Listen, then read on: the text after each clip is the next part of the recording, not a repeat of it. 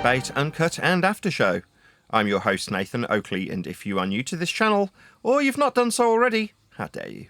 Then be sure to subscribe, hit the bell notification icon and join button if you'd like to become a Nathan Oakley 1980 channel member and keep up to date with the Flat Earth debate.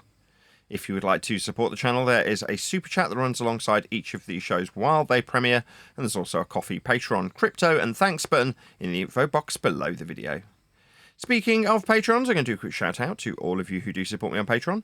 So, a massive shout of thanks and appreciation to Felis Mengus, Smith Tools and Purchase, Level Plain Poem, Vitali Z, Colton James, F.E. Patriot, Thomas van der Zander, Measured Flat, Chris Wouters, Mere in the Shire, Mitch Kennedy, Rod, the name's Burley, J Mels 24, Unamento, Iron 26, Retro Bill, John Kays, Patrick Gunnels, Banter, Hairy Blade, Mobile Max 777, Rob W, Del West Watson, Unbelievable Productions, Blue Ridge Ranger, Abraham Mohammed, Skeptic 936, Texas Mike, Chow Yun Cat, David Wayne Foster, and Dank.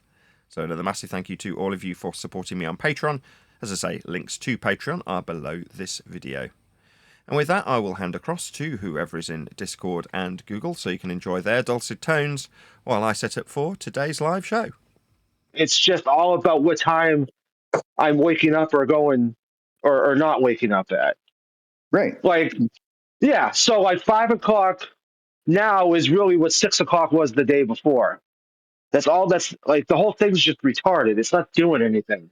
No, it's making you get up an hour later. Yeah, but what's the difference? Nothing different. There is no difference. Exactly. It's just fucking with sleep schedules. That's all it's doing. It's not fucking with the chickens. It's just fucking with the humans. Because the chicken doesn't know what 4:30 is. No swearing. Full circle back to what Steve said earlier. Bada boom, bada boom. Biorhythms. Steve, you remember biorhythms in the 70s?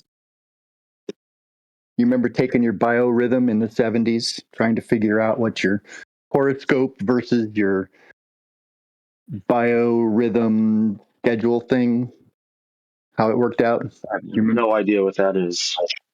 No, you wouldn't. Steve would. Yeah. Well, that was the thing, right? Biorhythm. Do your biorhythm. So it's the 70s. You eat a thing of fondue and then you study biorhythm. And then listen to the Bee Gees. Yeah, you got to the Beach Boys, and you wore your dashiki. Yeah. If you didn't have a dashiki, you were not cool. Vibration. I don't even know what a dashiki is. Isn't that what like people who claim they're African wear? You're getting close. Yeah. bunch of white boys in Indiana wearing their dashiki with a paisley pattern on it. Yeah, a little incongruity there. Yeah, because my dad was watching Sanford and Son the other day, and I overheard it when I was coming out of the bathroom because he was in his bedroom's attached to the bathroom, like he has a door. So I was getting out of the shower, and I heard Fred Sanford like ripping on his son about changing his name to an African name and wearing a dashiki. Yep, there you go. Wow. Okay. Well, There you go. So now you know. It's amazing how you learn that. But it's just funny because I just heard that like yesterday, and now we're mentioning it today. So coincidences. Tell you a coincidence, and this is kind of why I hung here this morning. I'm not going to be able to go on the live show today, but the day before, must have been Thursday, which is a really good show. It occurred to me that flat Earth itself, as a term, is no longer an evergreen subject because there's no need to debate it anymore. So, what point does the whole debate about flat Earth become a moot point? And it doesn't really be. It's no longer an evergreen subject. We don't, we're not discussing all the flat Earth stuff that we normally used to discuss, and rightly so. It's all just about, in reality, just how we measure stuff. And we avoid all the fluff. So, Yeah, there's no debate about the right. topic And so, itself anymore. Now it's just infighting about details about after the fact measurements. right. So it Like my whole actually, thing with 24/7, like we're not debating if the Earth is a ball or a globe. We both are all on the same page that it's measured flat. It's just we're arguing about stupid details that no one can prove anyway because it's just all opinion. Yeah. right. And we can ignore those. I ignore those arguments. And as more and more people ignore those arguments and move on with their day, as Nathan says, then by default, quote unquote, flat Earth becomes a non evergreen subject. And actually, the more we ignore it, the more we ignore debating about it and stuff and move on, I think the quicker it'll happen that more and more people just realize it's flat and quit arguing about stuff. I've got a guy on my Facebook that's arguing about arguing about um, non-parallel zeniths, and which is ridiculous. And I'm just done arguing with it. I go online. Just to find out what the just looking for pictures, right? And there's no pictures of diverging zenith angles Oh. that show the reality of a horizontal Earth. And that's all he's arguing. And it's like, dude, you're just showing a picture. Why don't you just measure the height of a mountain and show me how that mountain zenith is not perpendicular with the flat Earth? How would you measure that mountain? How would you measure that building? If all verticals, if all plumb lines were diverging, how would you measure the height of anything, no matter how far it is away? So, I'm still in those arguments just kind of for the fun of it, but it's not any fun anymore. So I'm, just putting out pictures of triangles on my page, showing how airplanes land, and a couple people go apoplectic and basically just try to ignore them because no one else is thinking that kind of stuff. No one cares about these little arguments. So no one cares about the McToons and the Dimandans and stuff like that, except people who are triggered and who are new to the subject. People who don't care and have their lives, they're not thinking about that. And every time they do think about flat Earth, they think, oh, those crazy guys. So I'm not one of those crazy guys. I just point out that the Earth is measured. How we measure stuff. Isn't that interesting? How airplanes use a glide slope to land. That's rise over run. That's something I learned in geometry. Rise over run. Nothing to do with anything curved. Have a good day.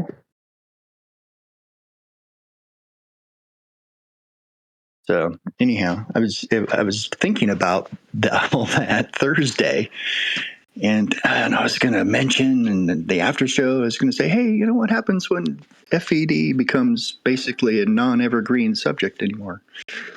And then Friday they started talking about it. So kudos for reading my mind. Yeah, but if you got a glober that's trying to claim divergent zeniths, it's literally no different than a glober claiming you have divergent plumb bobs. It's just nonsense. It's baseless assertions that they have no proof for, and it's not even physically possible. Divergent zeniths means that it's not a horizontal plane you're making your angles from, meaning that the angles that they're claiming is divergent can't actually exist because there's no horizontal for them to be based off of. It's just stupid. It's all based off of one guy main surveyor who did a survey and then drew a picture. And the picture shows two theodolites looking at each other over a curved earth. And they're not measuring the earth, they're measuring horizontals from the theodolites, assuming that it's on a curved earth. And you can't show basic ballers that fact. You can't go that deep into it because they're looking at a picture from an official theodolite guy, and it shows that these two theodolites are pointing at each other, and the Earth is round underneath them, and mean sea level is curved. And that's, they know what they're doing. Good thing you're not a theodolite guy, because you'd be making buildings that will fall. Dude, you can't have a building that's not plumb. Well, it's plumb, but it's on the curve of the Earth. And say, well, you can't measure how high it is because you need a straight line to it. And you just point that's out what that, and they still don't get it. Yeah, that's what I'm saying. If you're claiming divergent zeniths, it's the exact same thing as claiming divergent plumb bobs. It's just so now your verticals change compared to other verticals with hundreds of miles away. Can you prove that? Well, it has to be because it's a ball. Like, no, that's just it's just nonsense. Yeah, I haven't heard that guy in a while. Would you say the main surveyor or whatever? I used to see him on modern day debates often. I think. no, he's disappeared, but people still use his stuff. They'll see his YouTube video, and it'll resurface every couple years or so. I think he made it a long time ago. Yeah, but all he's doing is planar surveying from different locations and claiming that it's not planar. Yeah, and he's not including refraction, or he is including refraction, and it's something that, all this stuff we learned. And Nathan, this was my point that I'm not going to be able to do the live show with, but that we've learned all this stuff in order to debate and defend and do apologetics for showing that the Earth is flat. Yet now that we've come to the point in the argument where we just realize, well, heck, that's how we've been measuring it for eons since the beginning of measurement. All right, well, I guess that's it. Let's move on. Actual quote unquote, and I put it in air quotes, flat Earth, is not an evergreen subject anymore. It's something actually that we want to avoid. I don't want to argue when I show a triangle of a glide slope for an airplane. I don't want to argue for weeks with some guys that tell me that the Earth is really curved. The airplanes really don't land on, don't need a glide slope. So, I'm not going to be arguing that much anymore, except for fun. It's not the subject, the flat Earth mythos or Zeitgeist is now becoming not as evergreen as just pointing out the fact that this is how we measure stuff. So, anyhow, I was thinking of that Thursday when you were doing the great show Thursday, and then I thought about mentioning that, and then Friday you ended up talking about it a bit. So, I wanted to put that out there and put that out there as a bit of a subject. Great that I learned all this stuff. I am grateful that it's given me something to think about and to do and to research and to know in my own mind what is true and to be able to defend it. But gosh darn, you ruined everything. Now everything's measured flat, and it's like, oh, okay, let's just move on and think of something else important. Well, this topic will be as evergreen as long as heliocentrism is the one world religion. Well, I'm not going to talk about the one world religion. I have nothing to defend with it. As long as other people are going to talk, I think, to that degree, I think a lot of people are going to start talking more and more about it. It's not going to be flat earthers causing the globers to react. I think as we get more and more, especially with this third eye atlas thing and all the other space nonsense ramping up. Oh, is that The other beta side, you're on about? they'll be talking more and more about it, and people who know the Earth is flat will be The laughing. Free Eye Atlas thing. Sorry, the Free Eye Atlas thing. Is that what you referred to? Yeah, I think I was listening to Fisherman in a Box. He calls it the third eye atlas, which I thought was kind of clever. There's all kinds of symbols that thing. But the Atlas thing's not even new. Like I said before, the guy that claimed that it's a spacecraft, he does that it seems like every 4 or 5 years, there's something else that he's claiming. He's been incorrect every single time. It's all one guy based from the Harvard astronomy department. Is that the guy that Joe Rogan had on his podcast recently? I haven't seen anything from Joe Rogan in a while. I know his name is he has a what is his name? I know his last name is Lobe. His first name is like Ariel or Ario. Like I think he's Ari. It's either Ari or Avi. yeah, Avi. Yeah. I was trying to think very like Semitic sounding name. Like I think he's from Israel. Yeah, Ave Lobe. And I don't even think I think he got relieved from his position at Harvard anyway because of all the nonsense with that giant space rock that looked like a big turd with the Hawaiian sounding name from like 2015. Yeah, you got It's the just name fear right. He was mongering recently for on Joe Rogan's podcast. Very recently. Yeah, he's a hack. And as far It as makes I a lot of know, sense I why Joe would haven't have because had my him on there. telescope's been broken. But this Atlas thing that they're claiming, I think only special people can see it. Like you can't just like I don't think you can go out with just optics that the regular Joe can buy and look at. I think only certain people can claim to view it. But like I said, I'm not 100%. My telescope's been broken for a year now, so I don't go out anymore with it. I got to get a new one. But I'm pretty sure I wouldn't be able to physically like put my optics on it and go, hey, look, there's that Atlas thing that everyone's talking about. I think you have to be like in a special group of astronomers, quote unquote, to look at it. So it's all bullshit. Bit like Earth Curve. Yeah. Yeah, well, guys, going back to the daylight saving situation that we're all under from time to time, I think the Germans started it. I posted a little caption from the Google in the main text chat, okay? Little explanation as to why we have this daytime saving. It was meant to be saving energy. And the Germans started it off first, just before, I think, the First World War. And then Britain and the rest of the world, the UK, followed suit shortly afterwards. Okay, guys?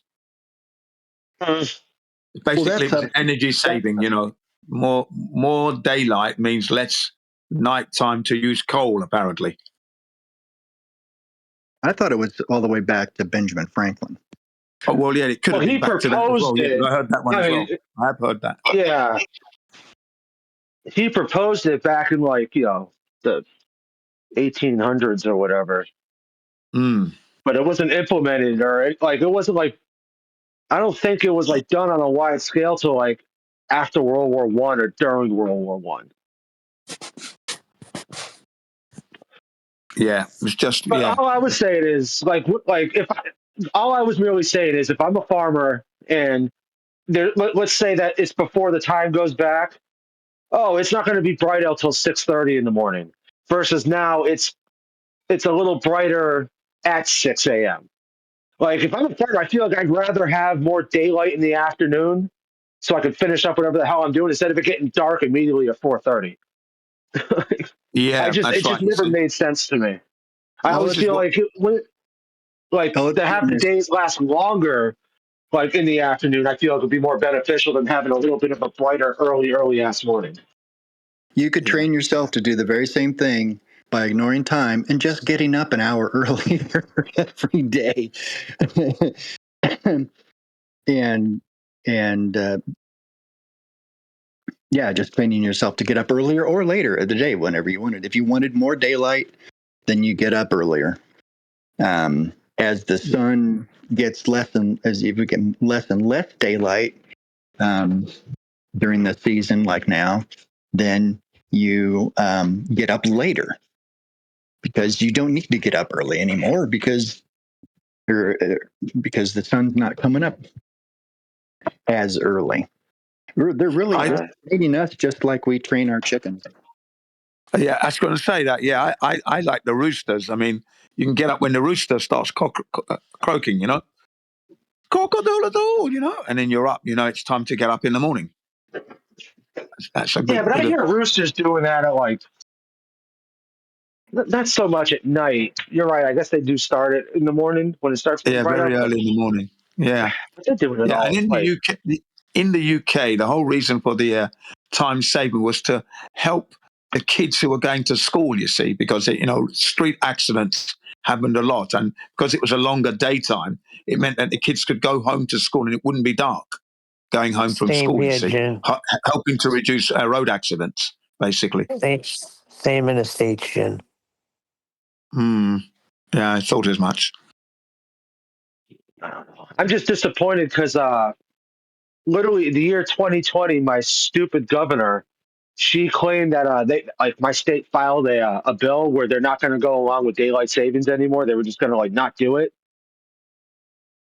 Now it's about to be 2026 in 5 minutes, and we're still doing it every year. I'm irritated because I've been apparently our here. bill has to get submitted to, and Congress has to approve it. But I've been like, hearing what the this fuck? I thought it since was an 2018. huh? Been hearing this Was it since 2018? 2018. I've been hearing it even before that they're going to stop doing daylight savings, and every year they're still doing it.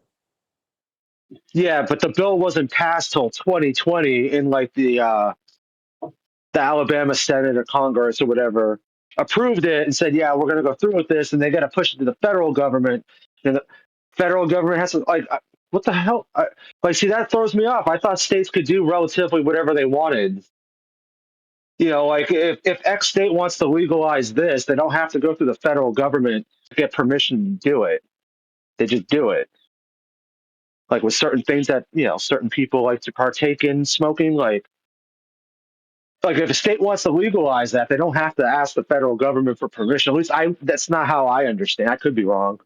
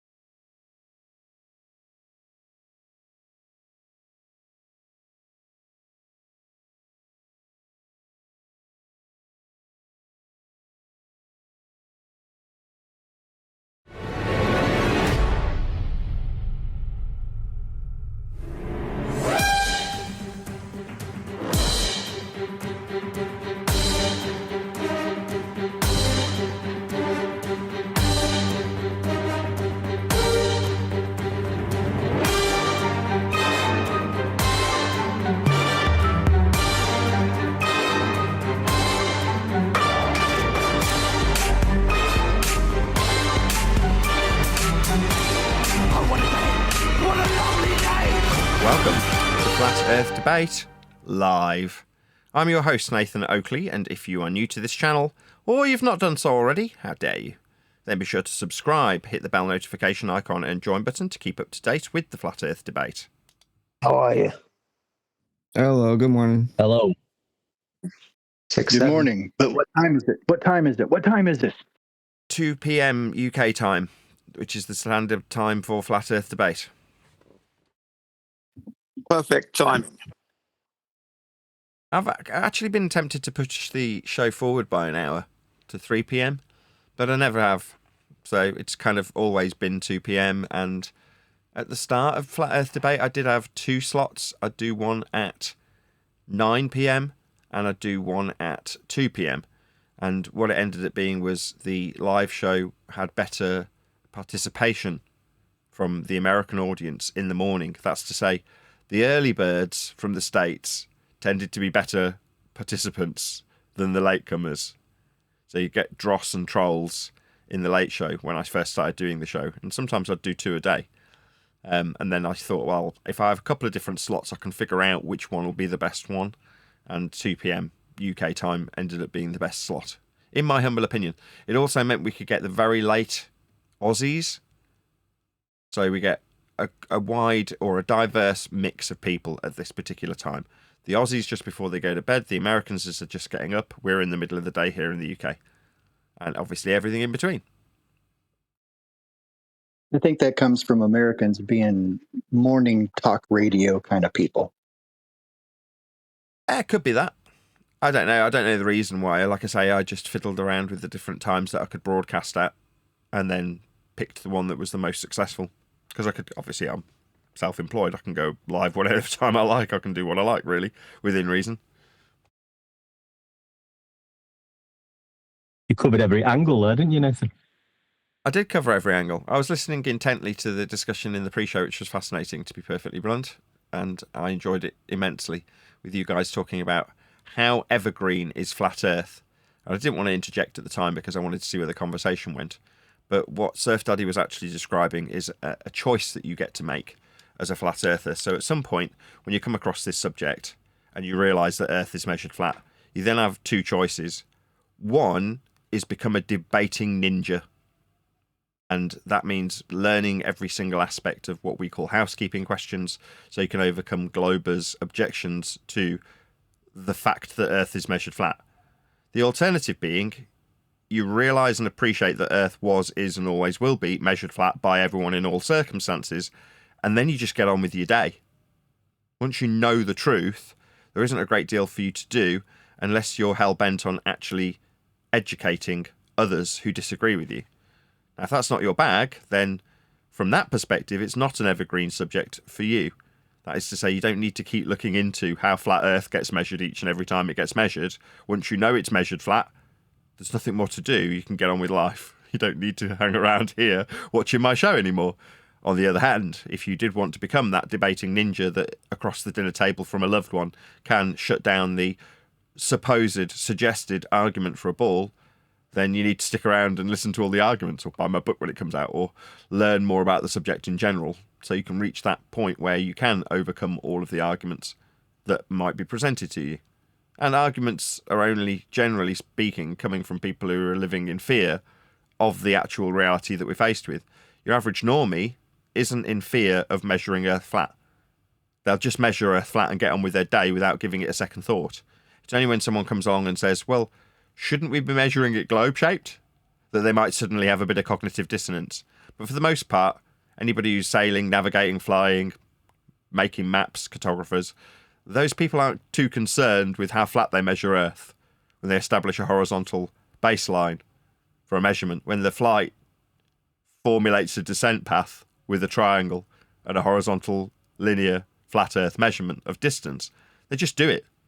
They don't go, shouldn't I be doing this on a ball? No, they don't care. It's only us in this little pond where we are preordained to argue with one another. That's to say, the other being the ballers in the same pond as us. But for the most part, as an audience member, you do just have those 2 choices. Either get on with your day. Now you found out the truth. Earth was, is, and always will be measured flat by everyone in all circumstances. There's nothing more for you to do. There's no need for you to argue. And if you do choose to take the other path of arguing, then you need to become an absolute debating ninja so that you can overcome the seeming arguments from our opponents. But those are the only two choices. As for it being evergreen, it's absolutely evergreen. I think it was Sensual Goat in the G Plus panel that said in the pre-show. It's evergreen as long as there's a heliocentric one world religion. As long as we are taught in the early classrooms that Earth is a ball flying around the sun, then there'll always be a place for me as a flat earther making this content. Now, I think what Surf Daddy was suggesting in the pre-show is summarised by the notion of flat Earth being a debate, by having all conspiracy roads lead to the subject of flat Earth, so that most of what is discussed isn't actually a flat Earth subject. It's just a means of ridiculing the person who's putting out the idea that you can believe in Earth being flat, when in reality, to believe you're on a ball, you must measure Earth flat.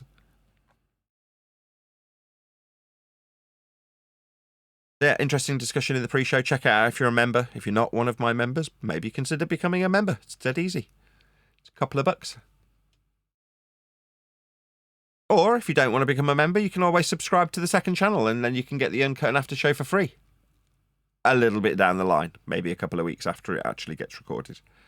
But either way, all the material's eventually free to all. Go ahead, Neil. We've been neglecting housekeeping for the last 3 weeks. Yeah, because the more I work on the book, the more I appreciate how redundant housekeeping is. So, housekeeping is there to keep alive the arguments from the ball side that we've overcome. But, as I say, through writing about each one of those housekeeping questions, you appreciate that given that all roads lead to a flat Earth, you then ask yourself, why would it be necessary to argue about where a physical geometric sphere edge for a horizon resides when it's measured in the mathematics below surface level that's measured, with parallel eye level that's measured, with a height perpendicular to a plane of reference that is measured, when you've got several flat Earth prerequisites in the calculation that enables you to have an argument about where the horizon should reside but cannot reside based on the modus tollens argument formulated 5 years ago, you appreciate the redundancy of the questions that we're asking in housekeeping. Very good. Neil, your throat sounded really dry then. Is that because it's dusty in here? What was that? Oh, it doesn't matter. Anyway, it is redundant. So, are we gonna get rid of the housekeeping questions? No. I mean, no matter how much I would like the fact they are redundant to be prevalent, won't alter the rinse and repeat nature of our opponents. No matter how much I would like to suggest that because Earth is required to be measured flat to assert a distance to a geometric physical horizon, therefore redundant, it won't alter that both flat earthers and globe earthers alike want to, at this stage, argue about the distance to a geometric horizon. They want to. It's been described in previous shows as people wanting to sniff their own farts, make themselves feel intellectually superior to the next man when it comes to a dissemination of the claim to be evidence offered up by putting flat earth values into a calculator that facilitated a begging the question fallacy. Now, for many years, we've been describing it as a begging the question, proof of nothing, perspective hijacking earth curve calculator. But if it's begging the question, how is it doing that when it's utilizing measurements? Well, it's doing it by having a physical geometric sphere edge horizon reside below the surface level you measure. So as I say, to have a housekeeping question about the geometric horizon encourages the audience to partake in the feast of nonsense where I'm trying to dissuade them from doing just that. Once you know Earth is measured flat, why do you need to know where the distance to the claim to be geometric horizon used to be when one guy says, you know that building over there, we're seeing too far because the buildings are slightly looming non-standard refraction holographic projection from behind the physical geometric sphere edge horizon below the surface level we must measure when we calculate distance based on a height that we've also measured perpendicular to a plane of reference. Therefore, we're not really seeing the building, it's actually a mirage. Let's calculate how much refraction is involved in said mirage.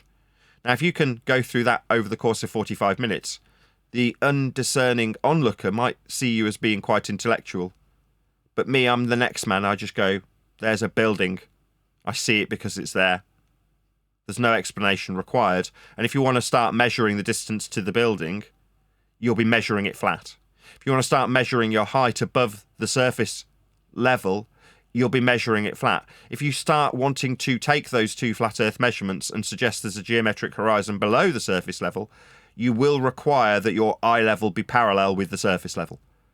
Ergo, there is no possibility of making the assertion as the first man did when he suggested that a building is a slightly looming, non-standard refraction, hologrammatic projection of a building from below the reified physical geometric sphere edge we acquire through mathematics that only functions if we measure Earth flat. I suppose you can see, Nathan, well said as well, that, you know, for example, the geometric horizon housekeeping question, we can see how now we'd answer that differently. At one point, would be explaining the 1.22, above 1.2 the observer's height in feet. And then we've got proof of that with the black swan imagery. That can't be true. But like you've just said, now we don't need to go there. We can go there, which is fine. But you can just point out that the distance to the geometric horizon, which has never been defined as geometric, was calculated after measuring eye level above surface level parallel to each other. It required a flat Earth to get there in the first place. So you can see how we deal with the question differently. Precisely. Yeah, I did like the housekeeping questions, though. I think, as the start of the show, it did help the show a lot, I thought. Especially if you've got newcomers coming in, to the arguments. Always assuming that people are coming in that are new all the time. Introducing the housekeeping questions is a nice standard to keep, I think. I disagree Even if it may seem fundamentally, redundant. Jin, but that's kind of why you're here, to put that view. Maybe you don't realise your place in this forum. Well, that's what you're here for, Jin. Go ahead, I Eli. kind of agree fundamentally. Jin was just, I think he was alongside me in the English hub server when I was talking to this one guy from Singapore, and he had an air of arrogance, a sense of nationality, and I kind of used that to my advantage, like his boasting of his IQ, to hold him to logical fallacies, and it actually held. Like, he conceded and genuinely went away with a different perspective, unless he respawns later in the week and I catch him. But I don't feel like that was the situation. So there are two different questions. How is it not a globe, and how is it flat? And the way I chose to respond to that was, because the first question was, why don't you guys believe it's not a globe? And I went into the black swan, and he was like, okay, that disproves that it's a globe, but how does it prove that it's flat? I was like, well, that's a different question. And then I took him into the trigonometry that goes into landing and ascending planes. And after that, he tried to wiggle into, well, how would that work on a sphere? I was like, well, you asked me how is it measured flat? This has absolutely nothing to do with that. And, with the resources I gave him, I said, do you see any ball in there? And he's like, no. I was like, exactly. That's what you asked for. That's what you got. So you got, the debunking of the globe, and you got the validation that it's measured flat. So all the other questions came based on knowing that, not resetting. Now, based on what you guys are saying, it would have been definitely much better had I also showed him how the calculator utilizes the Earth is flat as well. That I did miss. But you've got to know all of the above, haven't you? What you're pointing out, Eli, and you're absolutely correct, is that in order to negotiate that very, very uneven terrain, metaphorically, with your opponent, that is not the ground that we're standing on that's measured flat, but the uneven terrain of debate, then you do need to be, as I put it, a debating ninja. You need to know the fundamentals of the housekeeping questions so that you can respond appropriately when someone puts something to you from a predisposed position that they are automatically on a sphere. If you understand, you can then take them through, as you put it, the black swan, and say, well, if Earth was a sphere, as you automatically assume it is, then every distance to the geometric horizon could be no more than 1.22 times the square root of the observer's measured height off a flat Earth. Distance to horizon in this image, the black swan, is beyond the physical geometric limitations of an Earth sphere radius 3959 if we measure the distance along a horizontal and a height above surface level with a parallel eye level, and infer that there's a geometric horizon below the surface level to breach and violate with this image. Now, what I'm doing is incorporating in the flat Earth prerequisites that are part of the mathematics that infers we've got a geometric horizon that can be violated by the black swan, but simultaneously incorporating in how flat Earth must be measured to make the assertion that we're debunking.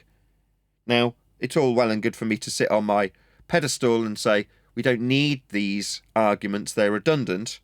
There's always going to be a certain place for them. So from that perspective, to answer Neil's original question, yes, we'll do housekeeping. No, housekeeping won't die. But is it necessary? Absolutely not. And my current shtick requires me to point that out, rather than go through the housekeeping questions like nothing's happened. In the last 2 years, we've collectively come to the realization that most of the arguments, if not all of the arguments, were, number one, not really arguments, because they required flat Earth measurements, but number two, put in place so that it can make our opponents on the globe feel like there's hope. So long as there is an argument, then there's a chance that they could still be right. The minute we stop arguing, there is no hope anymore for our opponents. There's only the flat Earth measurements. Are there any new housekeeping questions that would come up using the current rhetoric or arguments? Sorry, like it is very redundant as I'm thinking of it. It's like such as any evidence you can take an elevation angle without a flat baseline. We've already got that. Any evidence you can acquire a elevation angle measurement from a curved baseline? Yeah. Negative. Sorry. I was going to say, isn't that the latest one that was added to the housekeeping? Was that one, wasn't it? Yeah. So we've already got Like that. probably as like part 2 of years housekeeping, ago. Yeah. But we're encouraging the suggestion of debate. Is there any evidence that you can acquire a horizontal baseline from a curved adjacent? Is a misnomer, a contradiction in terms. But again, it allows the opponent hope. Well, maybe there's a way of getting an angle from a curve. Let's just see if we can figure this out, because we are on a curve and we must be getting angles. We use them. It's like the second part of that statement is the only bit that's really relevant. We use angles when measuring Earth. So the fact that, it must work from a curve because you believe you're on one? No. How flat Earth measurements function is just how they're acquired and function. Getting them to work leads me nicely into the suggestion from Eli, which is you being asked by the baller, well, now we know we've got these flat Earth measurements. How do they work on a ball? He asked you, correct? Well, they don't. That's the answer. Yes, that's what Eli said. Yes. But why is it necessary to ask that question? Well, because yes, the opponent's seeking hope. He's got hope in mind when he asks you, well, okay, I appreciate that we're requiring horizontal baselines for elevation angles for the sake of this discussion. How can that work on a ball? Well, that's what we're doing with housekeeping in the same format. Any evidence you can acquire a horizontal from a curve, why would we infer that there's a possibility with the question when we know that we just measure elevation angles off a flat baseline? Just state it as fact. Earth gets measured flat with horizontals, distances and angles. That's how it is measured. What's that? How does it work on a ball? Get lost, you stupid numpty. Just spit Maybe the it could be facts, right, Nathan? expanded. Sorry. Maybe it could be expanded, like without the use of tangent and without measuring from a place that's impossible to measure from, such as the equatorial plane. I don't know. But I mean, the horizon's not a tangent; it's just the horizon. I mean, you could ask, is there any evidence of that Earth curve is being measured within the Earth curve calculator? But that's a little bit twisted, because it's called the calculator for a reason. It's calculating curvature. It's not measuring it. Exactly. Nathan, was pitch data not the most recent housekeeping question? Yeah, any evidence you can have pitch data on a globe? And you're like, why would you need to ask that question? It's demonstrably demonstrating how flat Earth is being measured in all of that data. The angle is pitch up with respect to the horizontal. Again, you point that out to a baller and they go, well, how does that work on a ball? Well, horizontal bends, right, is their answer. Well, why encourage them to defy an axiom with the question? Why say, is it a possibility that this horizontal can bend, when you're defying an axiom in the question? Why give them that lifeline? Right. Kind of like when you got, I say you guys, I mean, I've done it too, but like, what's the first one? Any evidence to the distance of the sun? You ask that, then a glober chimes up, and next thing you know, you're arguing for 45 minutes about if radar will bounce off the plasma or not. Well, not necessarily. With any evidence to the distance to the sun, that's in a way one of the only reasonable questions. We don't know what the sun is, and we don't know how far it is. So it seems perfectly reasonable to ask that question. Any evidence of the distance to the sun? Now, if you're a baller and you, again, with hope in mind, try and appeal to flat Earth elevation angles, you can see where this is going, you can then point out, well, no, your alleged distance through Keplerian motion scaled by Huygens requires you measure Earth flat. So you're violating the base principle measurement of the angles and of the distances to infer sphericity, to then scale it by Christian Huygens value when observing the transit of Venus. But that scale has a curve beneath the feet of the person who's just measured Earth flat. To track the stars, to track the angles, to create heliocentric motion in the form of Keplerian mathematics. So you can't violate the base principle of the measurement you took in the first instance to suggest that you can scale it with a curved baseline when you've measured Earth flat to achieve that. Again, we're offering up hope where it shouldn't be. We should cast out all doubt in our audience's mind's eye when they come across this show. They should be left with the two choices I gave at the beginning of the show. Either appreciate that Earth is measured flat and get on with your day. That means you do not engage your neighbour over the fence when he's mowing the lawn and saying, what a beautiful day it is on this lovely green and blue planet. You just have to nod and go, yeah, yeah. In the same way as if somebody starts talking to you about Ganesh or Vishnu, you just have to go, yeah, yeah, and be tolerant of their religious belief, as opposed to start correcting them. There is no necessity to do such a thing unless, and this is really the key to this, you are in fear of your own ignorance. That's to say, knowing that Earth is measured flat still leaves you with the question, but how could that work on a ball that I still potentially could be leaving on? Then you are the person who's in fear, and it's your ignorance that really needs addressing, not your neighbour with the lawnmower.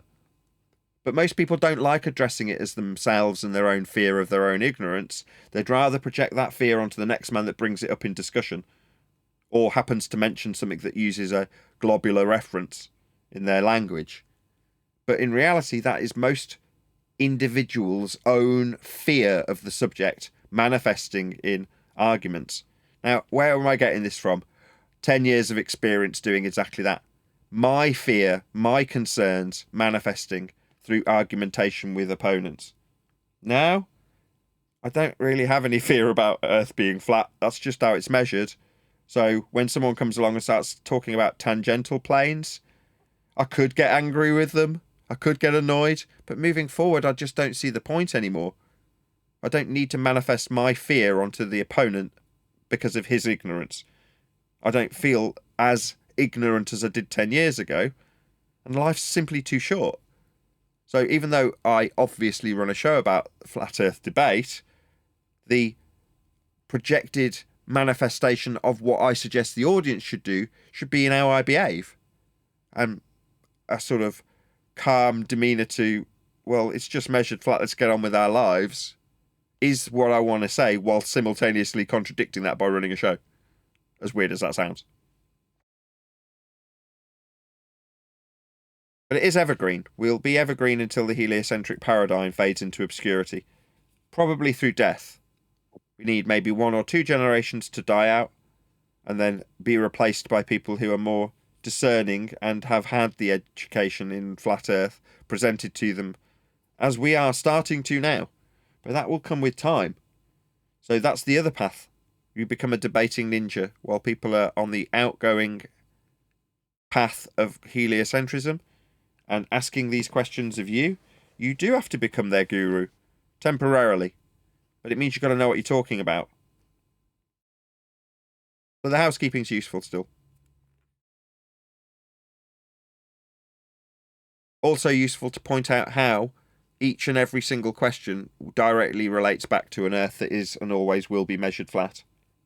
So when asking any evidence of the distance along a horizontal plane of reference to a geometric physical sphere edge horizon, formerly known as Earth curve, measured off surface level with a parallel eye level only possible on a flat Earth, could be the way I start to ask the questions moving forward. We'll see.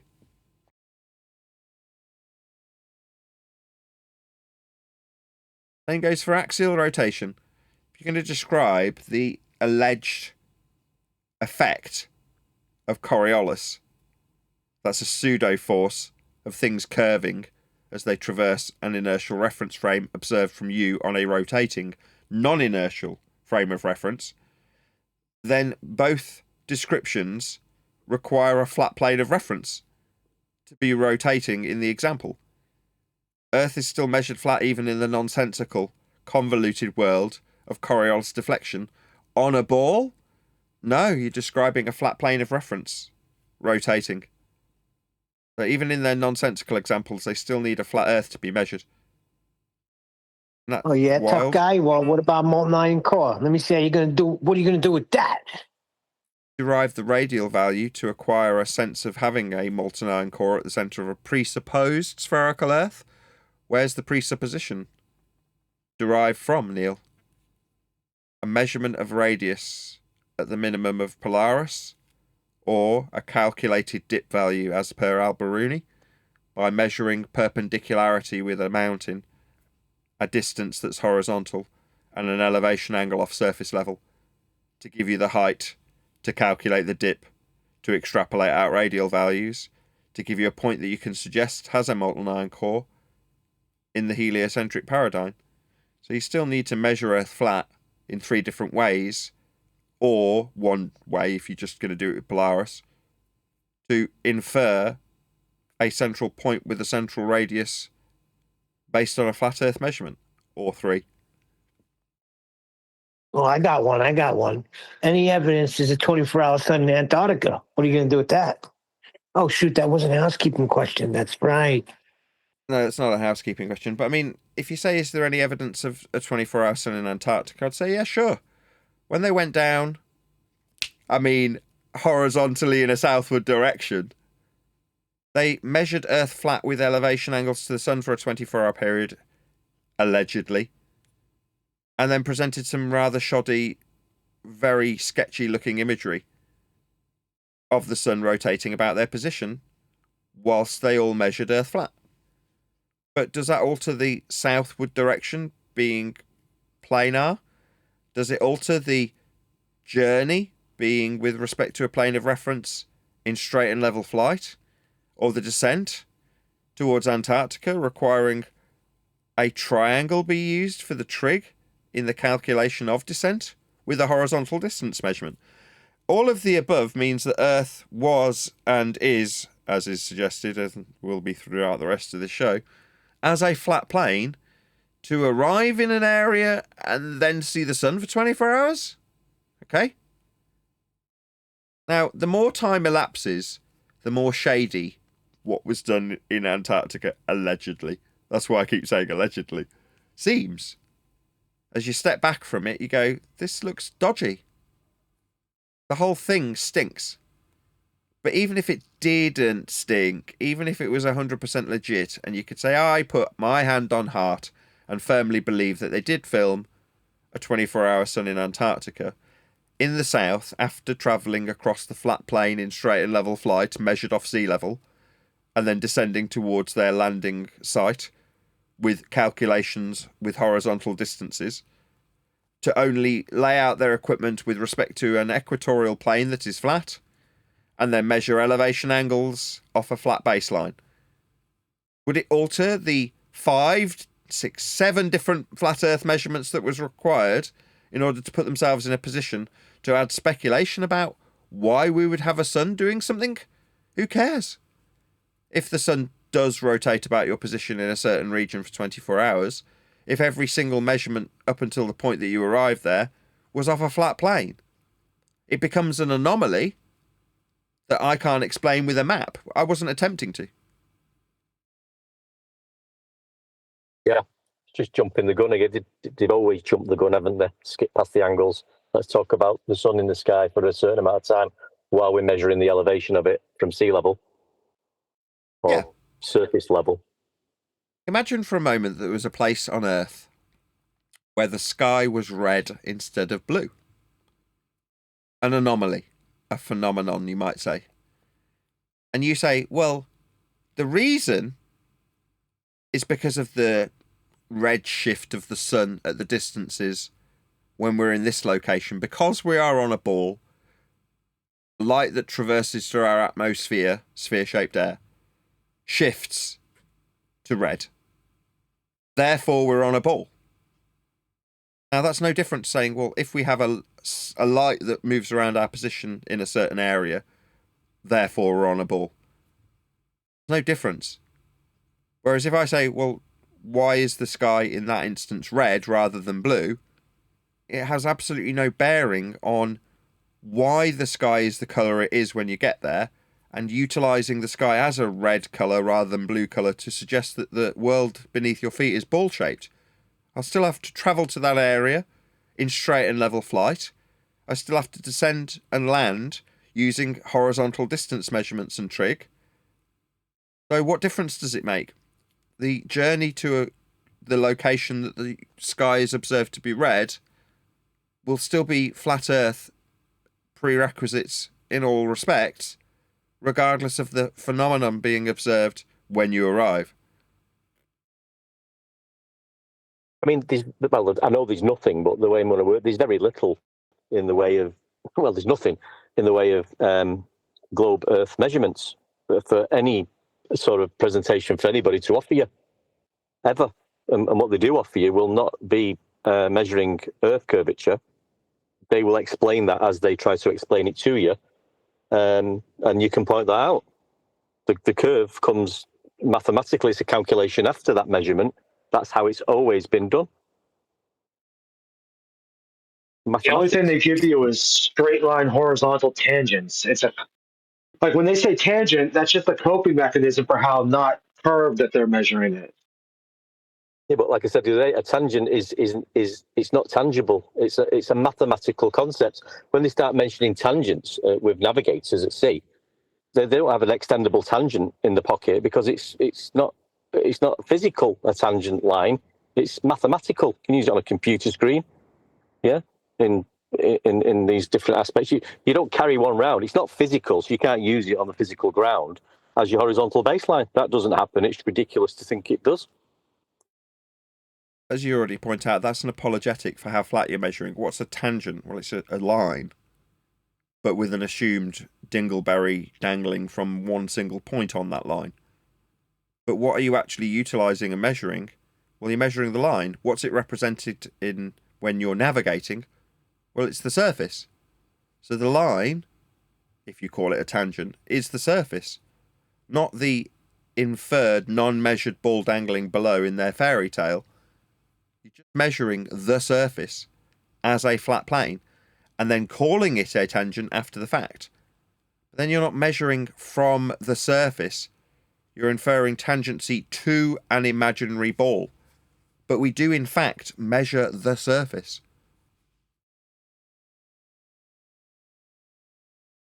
Yeah, that's exactly why it's one of the 30 words, tangents in there. Yeah. And you can deal with it a few ways. Yeah, but what do you want a horizontal line for? You're measuring curvature, aren't you? Tangents, not tangible. So, it's not physical, it's a mathematical concept. You can deal with it a few ways, but if they want to use it, they will be using a horizontal baseline. I don't And want the to tangent necessarily... point isn't... Sorry, go ahead. I was just going to say, I don't want Nathan. to encourage them by asking how ball-shaped things could be possible, hypothetically speaking. So saying, well, how would you acquire a measurement of sphericity? Can you give it me, please? Again, leaves hope in the mind's eye of the guy who's arguing. Because he's then going to go, well, I don't know how, but I'm sure there's an answer out there because we do live on a ball. Therefore, you leave him with ignorance, but still with hope. Well, just because I don't know how it's done doesn't mean we're not on a ball. It just means I'm ignorant of how it would function on a ball. Then they go away, do a bit of research, come back and say, look, tangent plane. Like, we're just measuring the plane bit and not the tangent bit. The bit that's acquired in terms of measurements are from surface level. That's why you're apologising with the tangent plane. But for the fact that I asked you how curvy the measurements are, and could you provide them, they wouldn't have necessarily, the hypothetical individual in this scenario, have gone away to look for an answer to an impossible question. The reality being, we know how it's measured. I don't need you to toddle along to try and find an explanation when we already know how it is and can only be measured.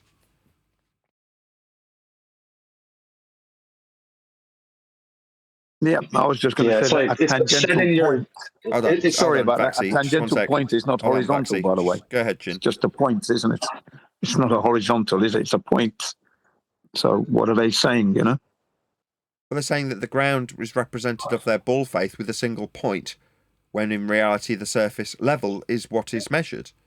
So another way to put that, Jin, is so we're not measuring your ball then. Yeah, exactly. That's exactly my sentiment. Go ahead, Vaxi. Well, yeah, I was going to say, once they mention tangent, they're not, I mean, you just said it a second ago, you're not measuring a curve, then you're measuring one particular horizontal point that you're calling a tangent. There is no such thing as a horizontal point. Yeah, you can't measure a horizontal point. What is that? Yeah, I know. Well, that's what they claiming a tangent is a horizontal point on a curve. But there is no curve because they're using a tangent. No. Horizontal's horizontal. It's a line if you're describing it in a dimensionality or an aspect. A tangent is a single point. But what we're measuring is the surface as a level. Well, what that means is it's just not your globe surface. That's all it means. Exactly. But it's locally flat. Yes, it is. That's correct, Len. Locally flat for everybody simultaneously. There was a time where I would have been triggered by that suggestion, because you get so caught up in the argument, sniffing your own farts and trying to seem like an intellectual, that you feel compelled to correct your opponent when they say things like, well, of course we're measuring it flat, it's a really big ball. Now, if you have to stop, take a breath, and say, let's just break that sentence down. Yes, of course, we are measuring Earth flat. Full stop.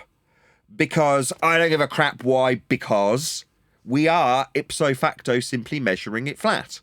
Now, if you want to apologise for how ball-shaped it is not, by saying, well, really big balls are flat, number one, no. One of the defining characteristics of a ball is that it's got a lack of flatness. And number two, they've already defined the position that is true in their first statement. Yes, we're measuring Earth flat. Well, that's the end of the discussion then. We're measuring Earth flat. Not because it's a really big ball, just because your ball belief is being superimposed onto how Earth actually gets measured. The second part is irrelevant to the first part. What are we doing when it comes to measurements of Earth? We are measuring it flat. What's that? Because you've got a faith, you say the reason we're measuring it flat is because it's a ball. That makes no friggin' sense at all. And is irrelevant to how we measured it. Flat. That always troubled me, that it's so big that all of a sudden it becomes flat. What, on a computer screen or on a movie like Men in Black, when they zoom out, right? And then all of a sudden this globe becomes flat? That will never happen in reality. No. It would be very obvious if we were ball-shaped. Rory Cooper, my perspective, 10, 11 years ago, pointed this out. If you've got a ball beneath your feet, then it is immediately apparent that that is the case. For example, but not limited to, the distance to geometric horizon when measuring Earth flat and inferring sphericity is 1.22 times the square root of the observer's height in feet. That means Earth curve would be immediately apparent, and more so as you raise in altitude. What actually happens? You increase the angle of view, the diffraction limit becomes less severe, the horizon extends into the distance. You can see further and you go higher because you have a widening of the angle. Those are the realities that we face. How is it described? Well, it's described by measuring Earth flat, by utilisation of angles. That's how we describe perspective. And that's the view that we are and do only encounter. The ball-shaped nature of a world we never inhabited would be immediately apparent. It would be very obvious. And you'd be able to measure it. We don't. We actually measure Earth flat. Why? Because it's a really big ball? No, not really. 3,959 miles as a radial value isn't very big and would be immediately obvious. But how do we suggest this? Well, we suggest it by measuring Earth flat. So I would suggest that if we're going to have sphericity, you're better off not measuring Earth flat to infer it. Because I'll just come along and go, so we measured Earth flat then. And I'll be 100% correct. The fact that as a ball believer, you need to reverse engineer the reality of a flat plane we actually live on into a ball that you say cannot be measured because it's really big.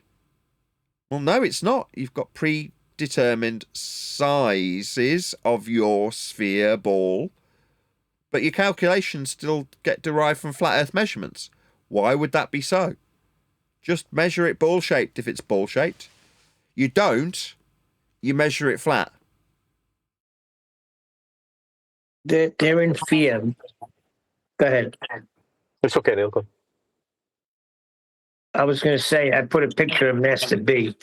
My brother sent it to me in a text. And people are very afraid because of this Atlas alien supposed thing, this Manhattan-sized interstellar object, 31 Atlas, accelerates and turns bluer. Possible signs of alien engine. Okay. And in that picture, in the little picture above, in the right-hand corner, you have our solar system.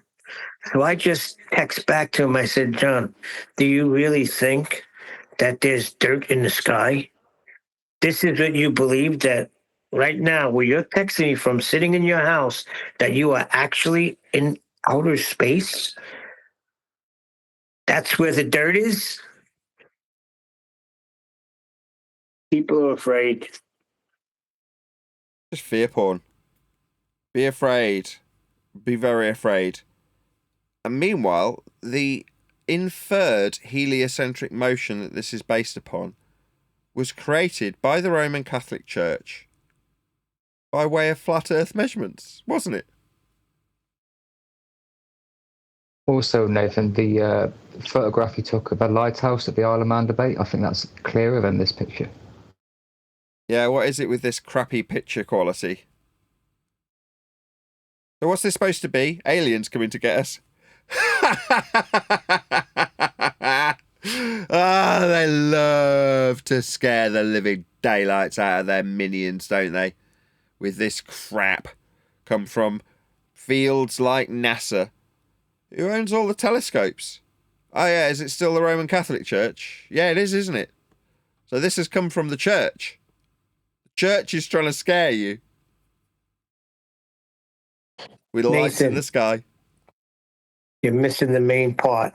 Manhattan sized. Do you know what you're talking about there, Nathan? How'd you get the scale to give you the size of Manhattan in the sky? How'd you scale it? Is it with Kepler and Huygens and orbital motion? You'll need a flat Earth to measure, to violate, to give you that scale, to give you that Manhattan-sized object. So, no. Why are they trying to fear? Why is it they're using little lights in the sky to make you think that there's aliens coming to get you? Is it just a new way of scaring people? It's also keeping the heliocentric mathematical so-called model alive in people's minds, isn't it? As well, you know, people who would just presume that live on a globe flying through space, which is what we're all taught. This just backs it up a little bit for them. Yeah, no one's looking at the measurements and saying, I wonder how we came to extrapolate out this picture in the top right-hand corner of a world that is alleged to be in an orbital motion. Okay, so we've got the sun and we've got Earth and Mars and Earth, and we're moving on a flat orbital elliptical plane around the sun. Notice how the line, even this tiny little crappy diagram, bifurcates through the Earth. Yeah, that's because the motion on this elliptical plane is centered around the equatorial plane inside the ball. No matter which way you dice it, even in these diagrams, you can just about make it out as teeny tiny. But Earth is a giant protractor with a line bifurcating through the Earth so that you've got north and south hemispheres. Well, where's this line terminating for the measurements to create this entire system? Well, it's terminating in hell. Why? Well, so that you can work this functionally from a North Pole centric Polaris derived system measured off a flat plane. That's how it works. Not describing the motion from the outside edge of the ball. That's the outside edge of the latitude grid in the northern hemisphere that starts this system off. Well, you need a flat plane to measure it so that Kepler and Huygens can put it into this motion and scale it to then tell you that this is the size of Manhattan. Once you know the trick, once you see the wizard's sleeve, you no longer live in fear of this nonsense coming to get you. It's just a light. You could say all roads started from a flat Earth. Yeah. To derive that motion, you need this. This is an expanded view of what I've just described. You've got the Polaris grid being created with a flat Earth prerequisite elevation angle. You've got the globe Earth being described as a giant protractor with a map painted on top of it. Where's this angle terminating? In the centre of the ball. What's this plane of reference part of when you describe orbital motion? Well, it's the Keplerian derivative scaled by Huygens working functionally from the centre of hell. That's where the angle gets measured? Is that how we measure angles? We travelling down to the molten iron core to get these angles? No. What are we measuring? Well, we're measuring a flat plane and then wrapping a ball around it. That's why the line will always traverse through the centre of the ball for orbital elliptical motion scaled by Christopher Huygens, so that Manhattan-sized rocks can be described. Well, where'd you get the size? How do they know? Oh, because you can see how big it is compared to other things. How do you know how big the other things are? Well, because we saw how they were scaled when we have an occultation of one light in front of the other. Well, how do you know how far that light is to scale it for the size of the light? Well, we know because we've got orbital motion given to us by Kepler. Well, where did we get orbital motion given us by Kepler before we got to scale it by Huygens? Well, by measuring a flat Earth to give us the angles to the stars, that's how. Obviously. So we start by measuring Earth flat, and then wrap the protractor that we measured for a Polaris-based system around us as though we have a protractor, and then we paint on that like it's a dome with a map on it, like the latitude lines.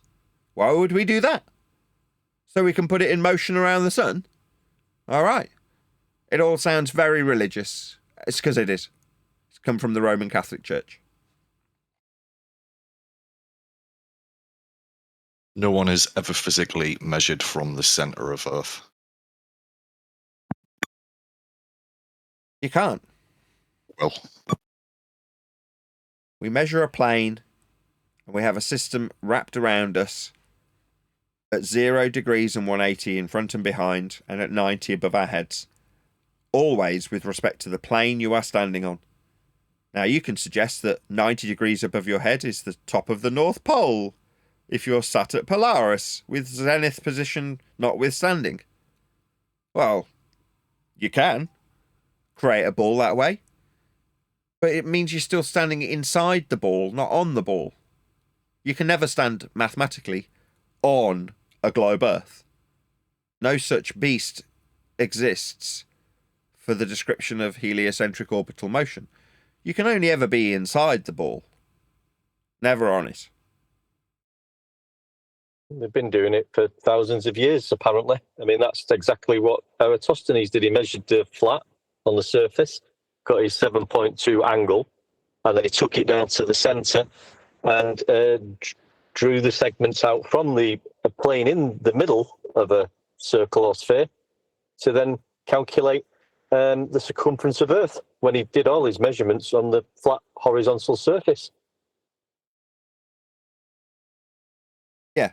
So back to the original statement. Once you know that, if you're a cursory watcher, onlooker of this show, once you know how Earth has been measured in all instances and without exception, just go on with your day. You don't need to become a debating ninja. You don't need to tell your neighbour that Ganesh isn't real, that he shouldn't believe in the many arms of Vishnu. Just say, oh, well, that's very interesting. Yes, praise be to the heliocentrism you believe in. And then get on with your own lawn. Life's simply too short.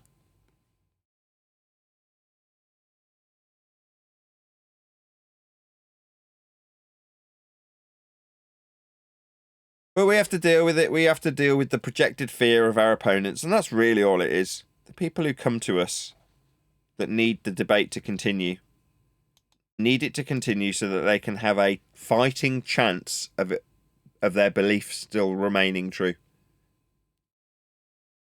You know who you are. The people who come to my comment section who want to fight all day.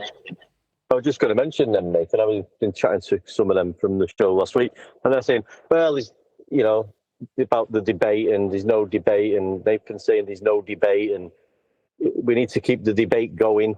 I said, well, bring them in, for the conversation. I said, but all we get at the moment now they also are realising how Earth's measured. They don't come here to talk or go over the factual measurements and evidence. They just come to disrupt the show and ad hominem attacks. That's what we've got. That's what we're dealing with now. Yeah. So you can describe how Kepler utilizes a Polaris-centric system measured off a flat Earth to create the ball. Opponent from the ball side comes in and says he's not measuring the ground. In which case you can only point out that you're in the hard place of denying your own flat earth prerequisite measurements that you utilise to create a ball for you to believe in. What's that you like using them? The ground is being measured. Then the ground is being measured flat. Was that because it's a really big ball? No.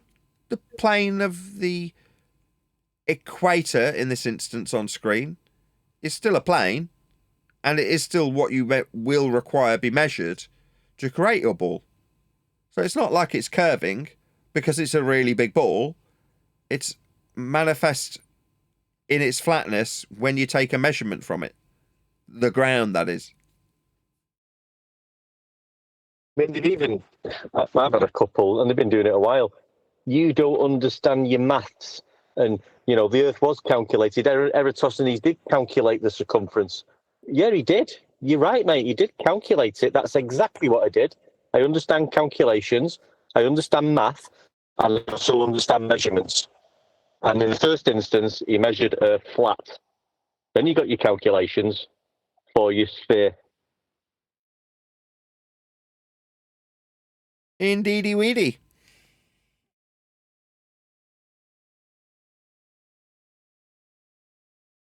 Yeah, that's not going to necessarily do my numbers any good, saying, no, you don't need to hang around.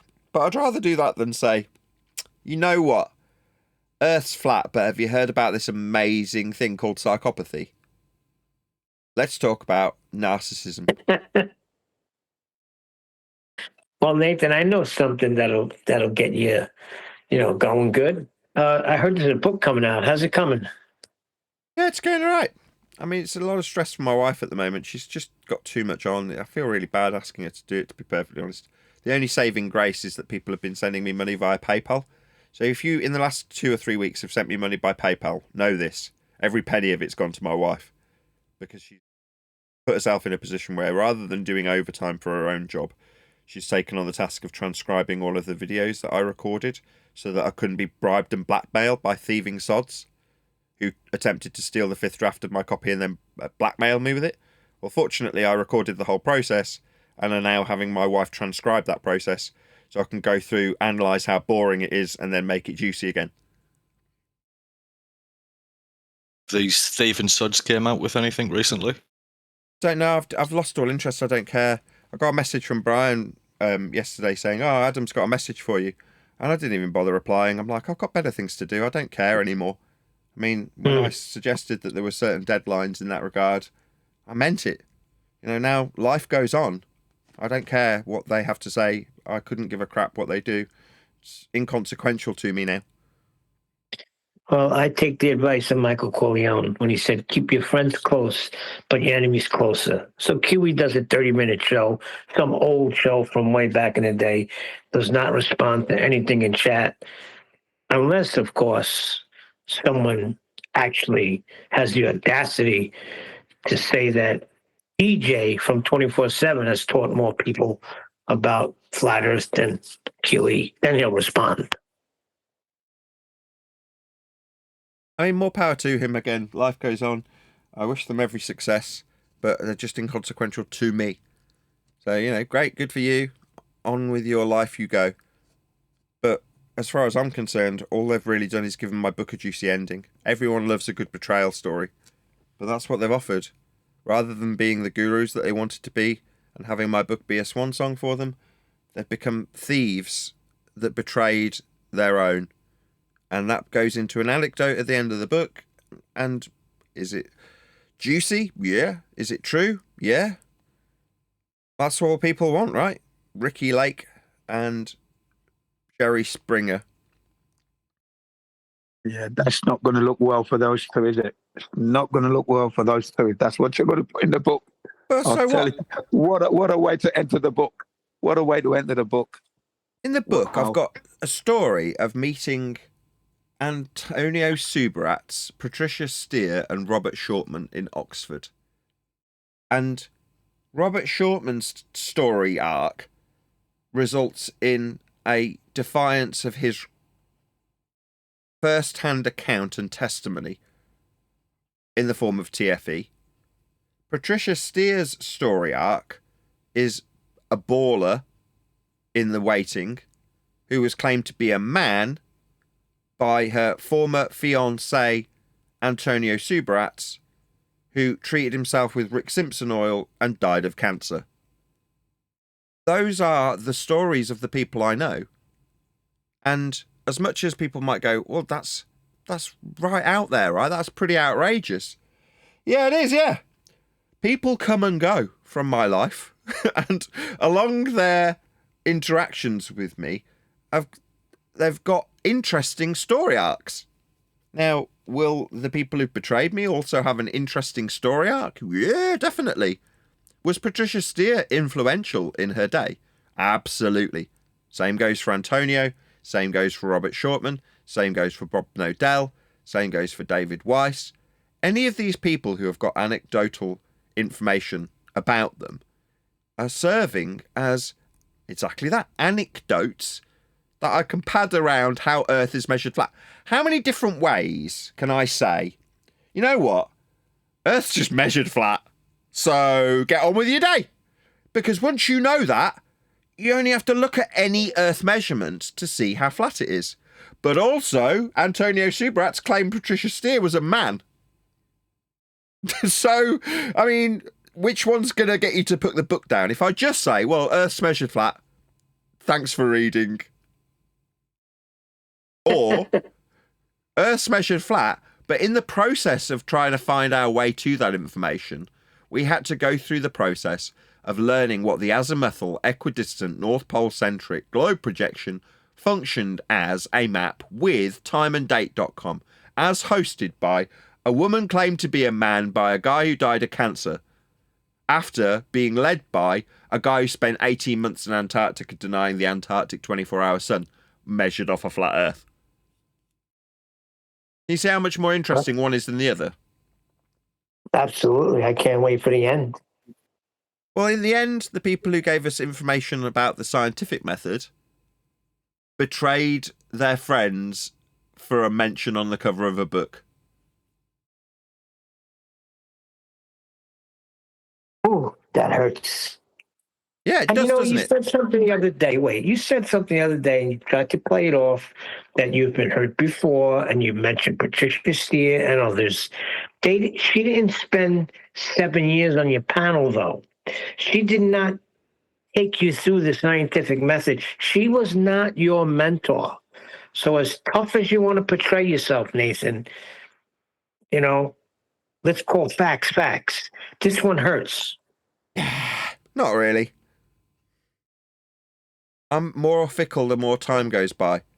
So, the guy that I was introduced to, or was my introduction to the space fakery via telescopes, was a guy who I used to live with back when I was at college, who was one of the tutors at my college.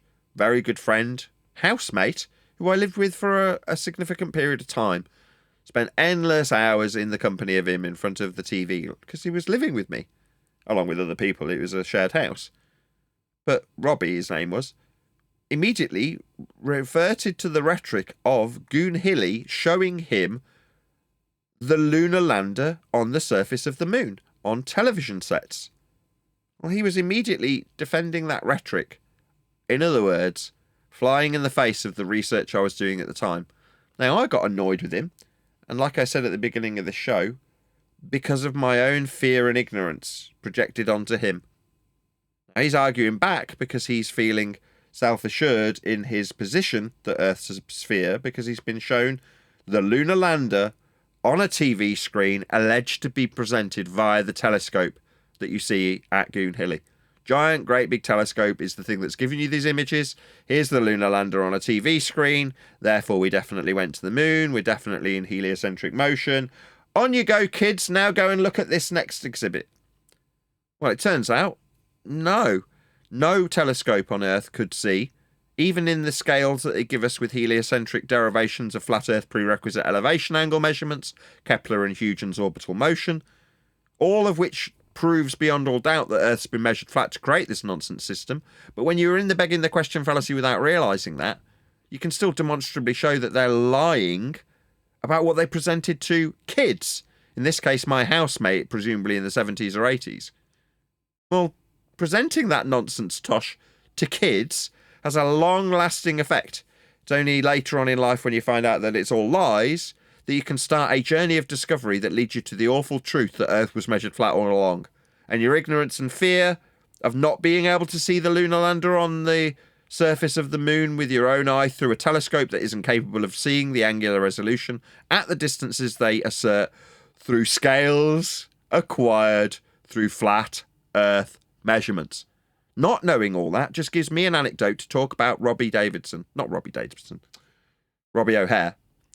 my former housemate. Robbie Davidson, someone else who I might talk about. I didn't have many interactions with Robbie, actually, other than him inviting me to a conference and then later retracting said invitation because Bob Nodell told him he didn't want me there. Not a particularly interesting story, but just, again, a certain sense of betrayal.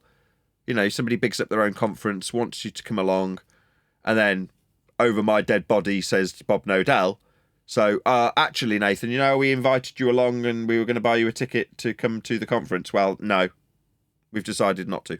That was Robbie Davidson's interaction with me. Well, what did Robbie Davidson end up doing? Giving up his channel to TFE? Duffy. Yeah, to Duffy. Turned out to be a baller all along. Yeah. So, again, my fickle nature when you're like, oh my God, these people gave you the scientific method. Yeah, they did. How critical is the scientific method once you know that it's a category error that's being utilised to prove Earth's a ball in the mind's eye of someone who alleges flat Earth measurements without realising they're using flat Earth measurements and then calling them science? As an example, you go to Antarctica, you fly in level flight, descend, land with horizontal distance measurements, set up your tripod and measure the Earth flat for a 24-hour period. I've got to go on camera, haven't I? I'm not really ready to do this, but where's my clicky switch? Oh, I just won't bother.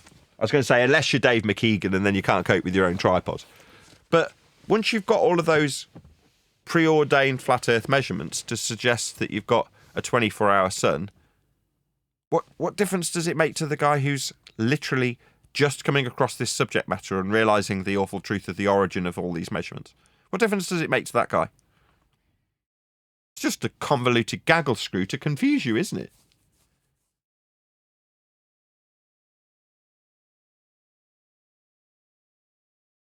Right, we've come up on the hour. We're well past the hour, actually. Anything anybody wants to add before I round out and we move to the after show? No? With that, I'll say if you are watching this on either Nathan Oakley 1980 or Nathan Oakley Premiering Streams, then stay tuned.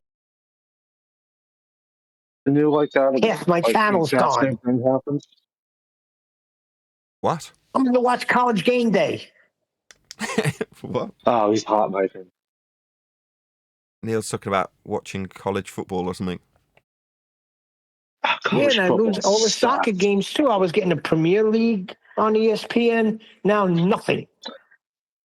Yeah, he's talking about how Disney and Hulu ripped you off. Like you have to pay to get Amazon with those, but now they took not Amazon, ESPN. But then they limited the features from ESPN. So technically, you're still getting ESPN. They just didn't give you all the details of it because they changed it. So they're technically not lying. No, they're not. No. I tried going in through my freaking Disney the whole weekend, and it's not working. They're giving you codes to put in, putting the codes, still nothing. So they're lying. ESPN is separated from freaking YouTube TV. Right. Oh, well. But anyway, as far as the Atlas Manhattan-sized space mothership thing, right?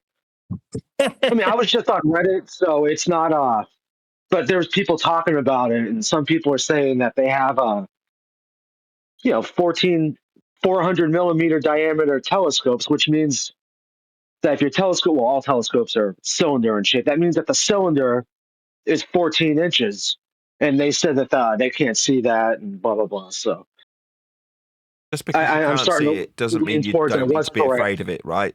Be afraid. Right. Very, very afraid. Right. Well, it just goes.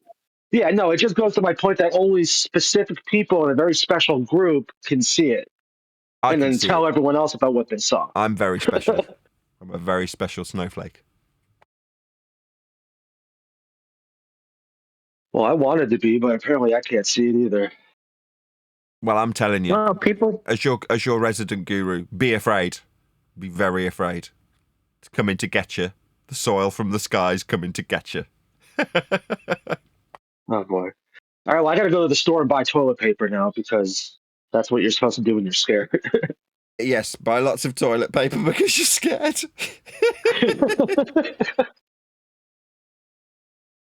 No, but Toilet seriously, paper, milk, and eggs. be afraid. Be very afraid. You'll need extra toilet paper if you're scared shitless. Yeah, but if I'm shitless, that means no shit, so no toilet paper. Oh man. Okay, that logic is foiled. Look, the sky, But soil if in the all I'm sky is doing coming is to get chunking you. milk and eggs, I might need that toilet paper. It's there's no escaping it. We're talking about a global killer, the end of all mankind. What we should do is we should tie some like giant mylar sails to the rock and see if the solar winds can carry it away in orbital motion, or maybe drill to the center of it, drop a giant nuke, and just blitz that thing from the center outwards, and then all of the little remaining particles would just disintegrate upon re-entry. well, you know what I did notice? Not to change the subject, but to change the subject. Hold on. You don't hear me? I was listening to Fisherman in a Box the other day, and he was talking about how there's more and more pastors that are leading churches that are speaking about biblical cosmology and pointing to the globe that everybody's taught since kindergarten and saying, you need to start asking questions. You need to start looking into your Bible and seeing what the Bible says about it. So I think that's pretty good.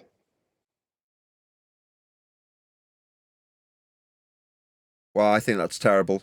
You just need to be afraid. Very, very afraid. Well, if you know biblical cosmology, you know that there is no vacuum of space the way they teach it to us. And you know that there can't be little green men coming from there on motherships the size of Manhattan.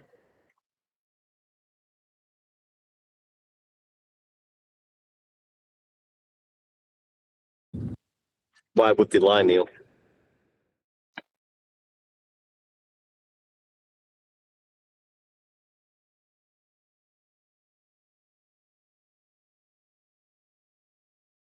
Maybe they'll use AI to have like Trump and Putin and some little weird alien looking people all hanging out in a bunker talking.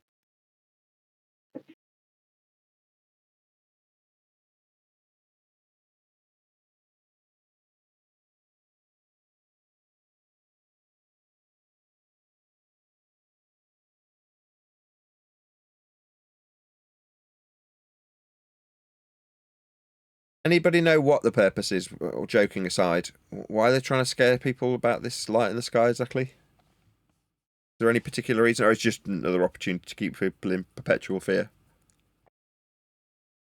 I think it's to keep the illusion of ball and shit coming from elsewhere, from up rather than out, alive. So, in other words, it just perpetuates the heliocentric narrative, and fear is a very useful tool to do so. Yeah, absolutely. That's it. Yeah, they're just keeping the door to space open, because if things are coming from space and hitting us, it means we can go there, can't we? There's no That's door what they've to been doing space. for a long time. It's an open system.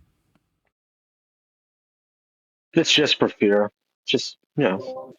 I think it's also for reinforcing faith in the experts too. Like you said, Vaxi, how they like you're not allowed to see it, or you can't see it with just a regular telescope. You have to kind of go to them for their pictures and their information about it. So it could just be more reinforcement. Hold on. Their, I like what Jen faith. said because what are they constantly saying? That we have to leave this rock because we're using all the resources. So if they could touch here, that is the possibility, leaves the possibility open that we can go there. It's 100% right. Yeah, we're gonna leave this rock that has all the resources we need to go to another one that has nothing, and then we have to like farm potatoes with our own shit. Like, that makes sense. Doesn't matter. They want that possibility, right? Now they could tell anything else. They could tell you whatever you want, right? And they can tell some people, yeah.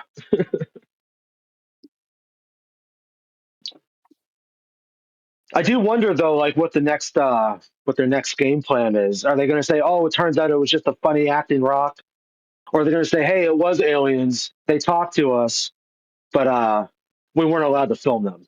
Like it's going to be either one or the other. It has to be. Well, I come from the biblical angle because the Bible says that there'll be a falling away of the church, right? In the end times. So what would cause the church to fall away? Of course, it would be a proof of aliens. No, I've been having issues with the Bible lately. Not issues, but just the church has already fallen away. It's 2025 AD. No, but something like that, Eli, hold on. Something like that would cause, people to go, because Jesus says, when I come back, will I find faith? Right? So that's always been the thing. That's, aliens come, fall away the church. The fake aliens that are really disembodied freaking fallen angels. Ties into that whole thingy there.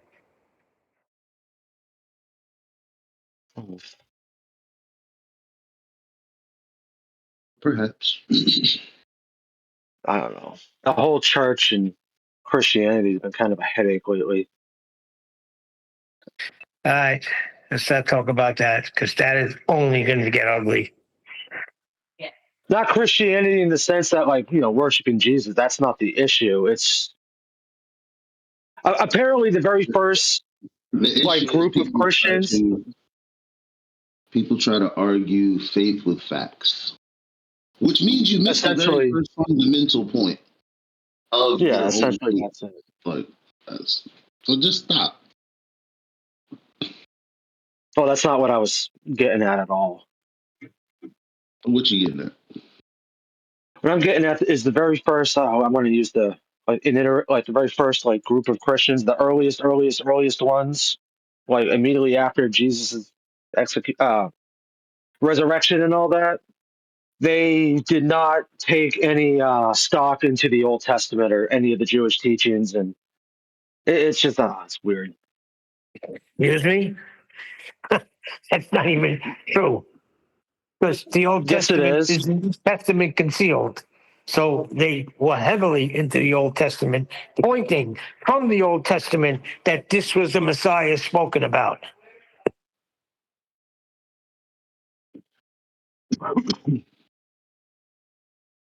Yeah, I'll look. Hold on. I'll get the thing real quick. Hold on.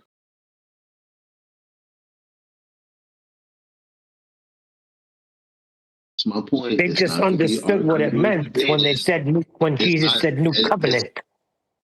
It's not to be argued or debated because at this point, it's not your faith anymore. Correct. But when something obvious like that is brought out, you got to bring them to an understanding that, no, that is not true. Well, no, you can't even tell him, no, that's not true. But the way that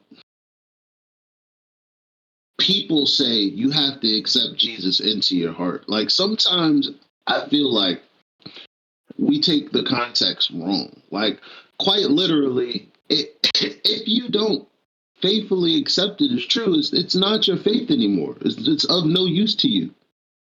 Right. Yeah, that's the whole point. It has nothing to do with Jesus Christ, the Messiah. It has nothing to do with that. Didn't say that. Jesus said that himself. No, I'm saying this whole book in which you found Jesus in it, right? Like to even be talking about Jesus this, Jesus that. Like the whole point is what you're doing right now. Like this makes. What's the point? At the point, it's not your faith anymore. It's like a mind suck. Like you're wasting your own time on something that is not your faith. Because what are you trying to do with faith? What are you trying to do with it? Put places and things and make it all nice and neat so that you as a human being can know all things. Like, fam, what is the end to thinking about this at all? Why didn't it lead you to, how could I have treated my neighbor better? How could I have, taken better care of, the money that I worked so hard for? Why are you not asking questions like that randomly? Well, you would have to know that because that's the two things Jesus said when they asked him. When the ruler asked him, what must I do for eternal life? He said, you know the commandments, right? He said, I've kept them all. He said, but one you didn't, right? You're covetous, you're keeping your own goods. Sell everything you have and follow me.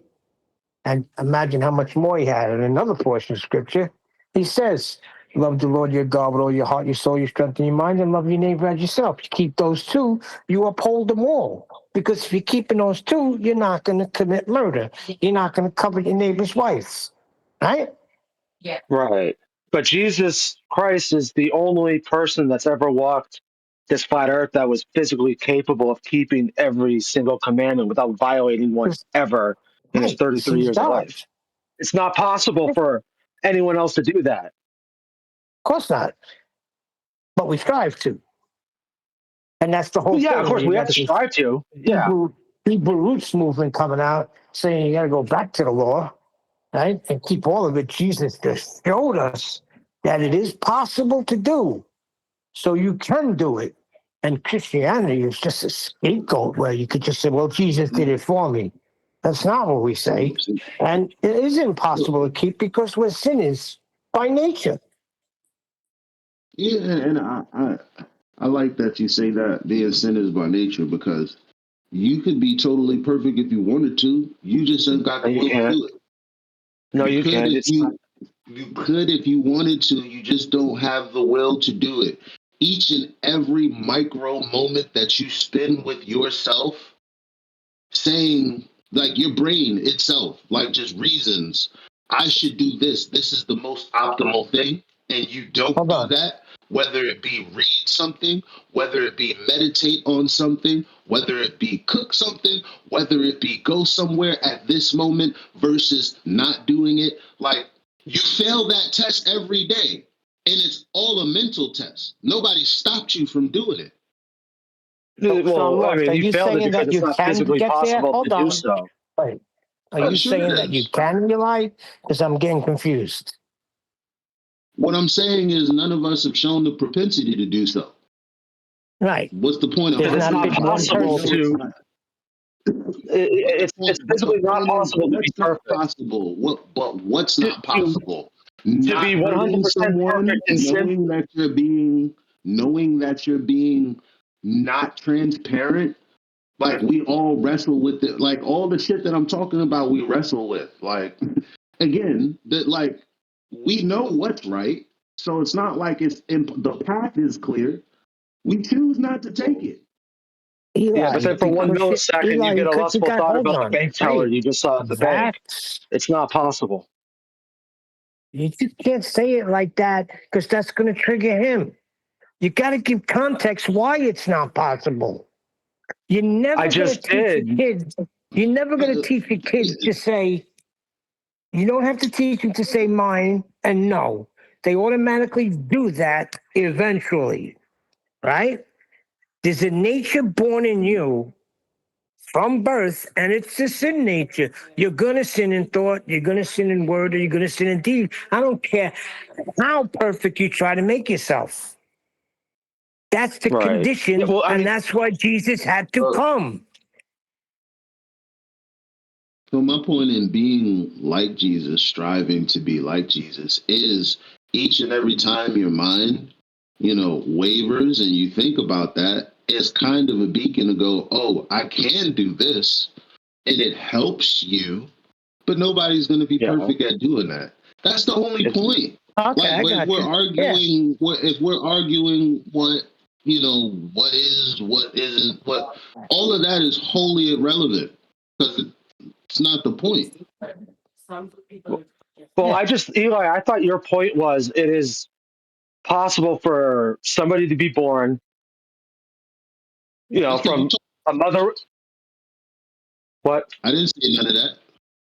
That's Oh. because you talk too much. I didn't say any of that. Oh, I see. You took your little bitchy pills this morning, huh? Well, again, I just don't like when people interpret things that I didn't say incorrectly. I think that would annoy anyone. Well, I was under the impression that you were coming off saying that it was physically possible for someone to be born, live to be I never 100, said and not that. commit a. I don't know Would you why let me I finish my never. fucking sentence? Shut up. Said that. Relax. Well, Nathan, can you do something? Because to be fair, I never said that. I don't have to listen You're to his whole not letting spiel. me finish my point, you donkey. I don't have I to just threw words listen into to my his whole fucking spiel sentence, and he because starts talking over me like a female. his point is, Nathan, if you could regulate this a little bit, isn't his point that he thought I said or was saying, and then insert what he started to say? I can tell you, no, that I don't understand why you thought that. I never said that without you cursing me out, bro. Because I said it's not possible for a person to be born, live to be 100, and die, and go through that entire lifespan without committing one sin. To do that is not possible. I didn't It say is it was. impossible for. I thought you were kind of coming off like it was possible for someone to be perfect throughout life. It's That's not. because you don't listen. Or that, or you're just kind of incoherent. Was I incoherent, Nathan? Well, clearly you got me confused. You were arguing with me about the fact that people could be perfect. And no, you No, cannot. I wasn't arguing, actually. You're a bit muffled, Eli. That's not what he means. Oh, I wasn't arguing, actually. I mean, every Nathan, did you single get that apostle DM I that sent? followed Jesus were all colossal sinners before they met him. Every single one. I thought that my point, because I was making it, was that there's no point in debating about faith because once you are debating it, it's no longer your faith. That's where I began. I don't know how you went from that to Eli saying that a human can never sin. You're retarded, fam. I'm sorry. You do this a lot. So what was your point then, Eli? You started arguing with me. So what was No, your I point when I didn't. said it's I was possible never for arguing with someone to you. never sin? I was Okay, never so we arguing. agree. So we agree. It's impossible for a person to live, be born by mortal parents, and go through their entire lives without sinning once. That's physically impossible. You'll never be able to do that. Yeah, we understand that. It's the whole point of Jesus Christ in the first place. Question is why you thought I was arguing with you. Well, maybe you were just coming off muffly and Well, mumbling through your sentences. you're You're not responding to audible. me though. You're responding to me though. Clearly, you can hear me Look, and understand the what I'm main saying. point, the reason why we're even on this is because I take issue. Well, I'm not even taking. I'm having confliction within myself based off some things I've learned about the very earliest of Christians, the ones that first canonized anything about Jesus, had a completely different view than modern day Christians. The very first group of Christians wanted nothing to do with the Old Testament or the God known as Yahweh. No. From their perspective, that Jesus had nothing to do with that. He mentioned stuff from the Old Testament because that's where he that's the world he lived in. He was in a Jewish country, I'm but going to clear you up. it's not. Huh? If you stop, I'll clear you up. They had nothing to do with the Old Testament law anymore because the new covenant was established through Jesus Christ. So they did put off all the Old Testament ways, not the Old Testament as a book or as scrolls, but the way of thinking where you had to keep the Sabbath holy, or you had to eat this type of food, or you had to do this and you had to do that. They abandoned the law because Jesus overcame it. He kept it all. So that's it. Mm-hmm. That's the only thing that they were against in the Old Testament. Essentially, when Jesus was on the cross and he made his plea to God when he was on the cross about being forsaken and all that, he wasn't talking to the Old Testament God. He was talking to one above that one. No, he was fulfilling prophecy because David said that in Psalm 22, 500 years previous. Okay. So you're saying there's two gods then from the Old Testament and the New Testament?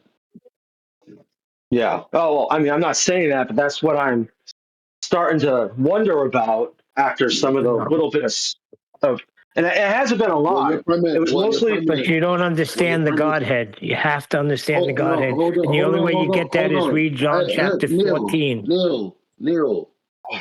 The point is, like, he just, because initially that was your premise, was like it was begging the question that there are two gods, and now you're saying, well, that's what I'm questioning.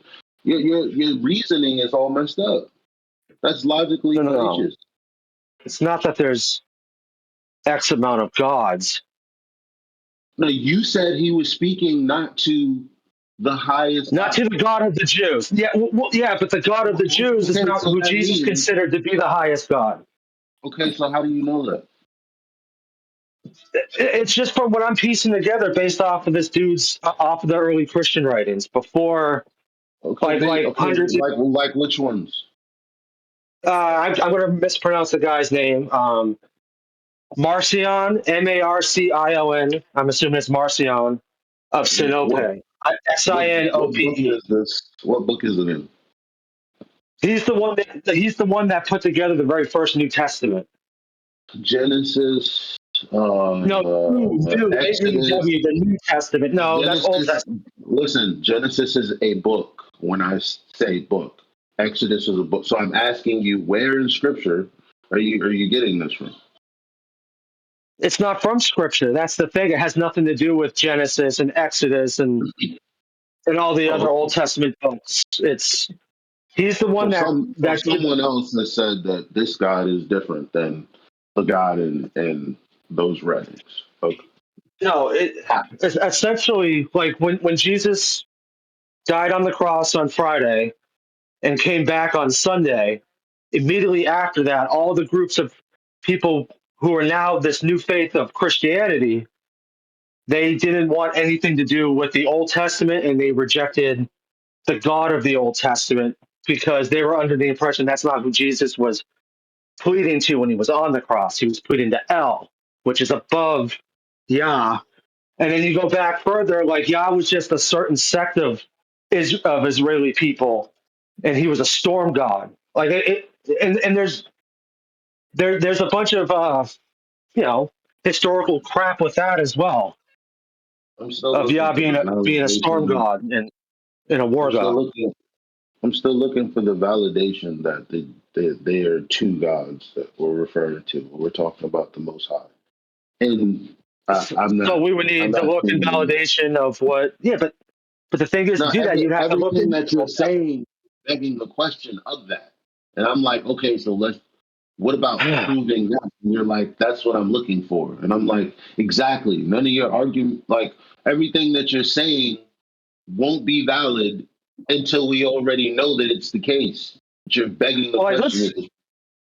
Well, see, the issue, and I was completely if 4 months ago, I didn't know anything about any of this. It was all brought on to me by a personal friend that I've known in actual real life, went to school with and stuff. We were talking about this a couple months ago. Then we got to a flat, and then somehow or another we talked about flat Earth. He got upset, and we're not talking anymore. He'll probably hit me back up in about 6 months. Just kind of the nature of our relationship. It's been like that for years.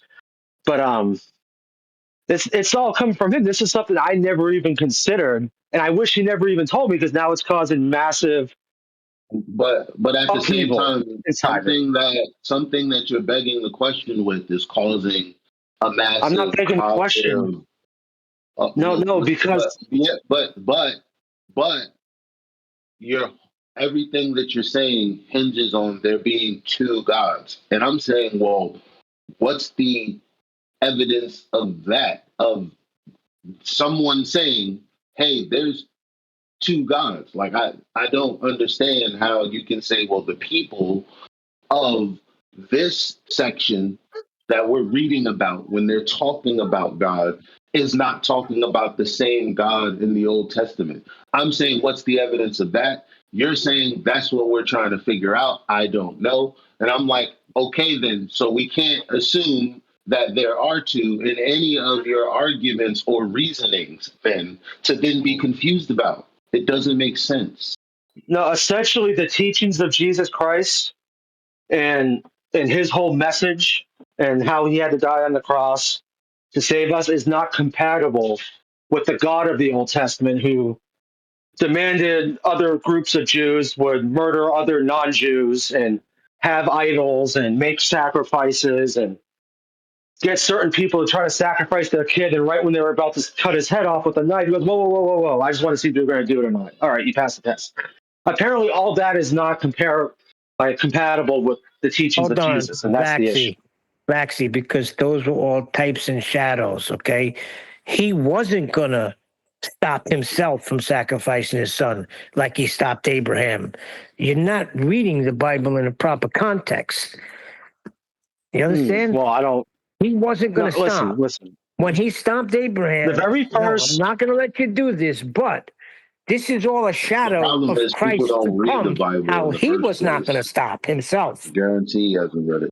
No, I mean, that's all Old Testament stuff, which is kind of a moot point anyway. Anything in the Old Testament is not really relevant to Christians today anyway. Hold on. It's spoken about in the New Testament. See, you have not read the Bible in full. You don't read the Bible with any kind of study, because if you did, you would not be thrown that's to not and fair fro. to say. That's not fair to say that. How do you know I haven't read the whole Bible in full? It is because in the New Testament they're I quoting the Old Testament, Vaxi. Well, I already I still haven't. I've never went from Genesis all the way to Revelations. Yeah, you don't have to do that, but at some point you got to read the Bible and you got to compare scripture to scripture, because scripture interprets scripture.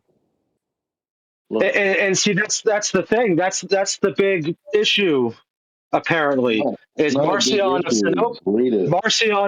Marcion of Sinope, the guy who Marcion of Sinope, the guy who canonized the very first things about Jesus, didn't have there was no gospels in it.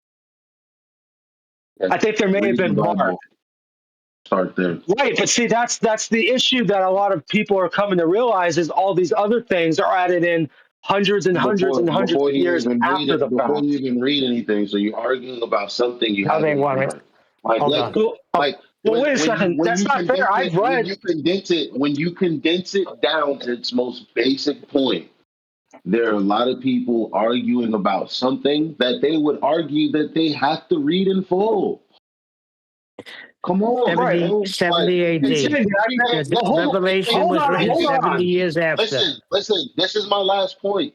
It takes 3 audiobook days to read the damn thing.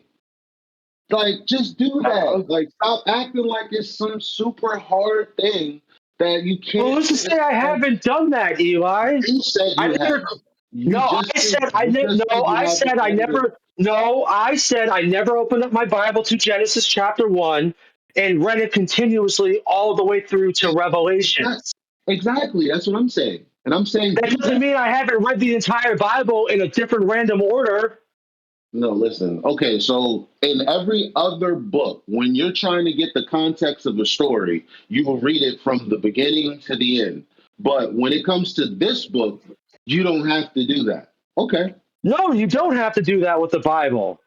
Okay.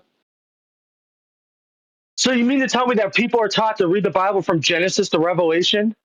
No, that's not how it works. I'm saying it's a book. You should fucking read it from the beginning to the end. Like, really? You're going to talk about swear up and down, but when I'm trying to get a word in, you keep cutting me off.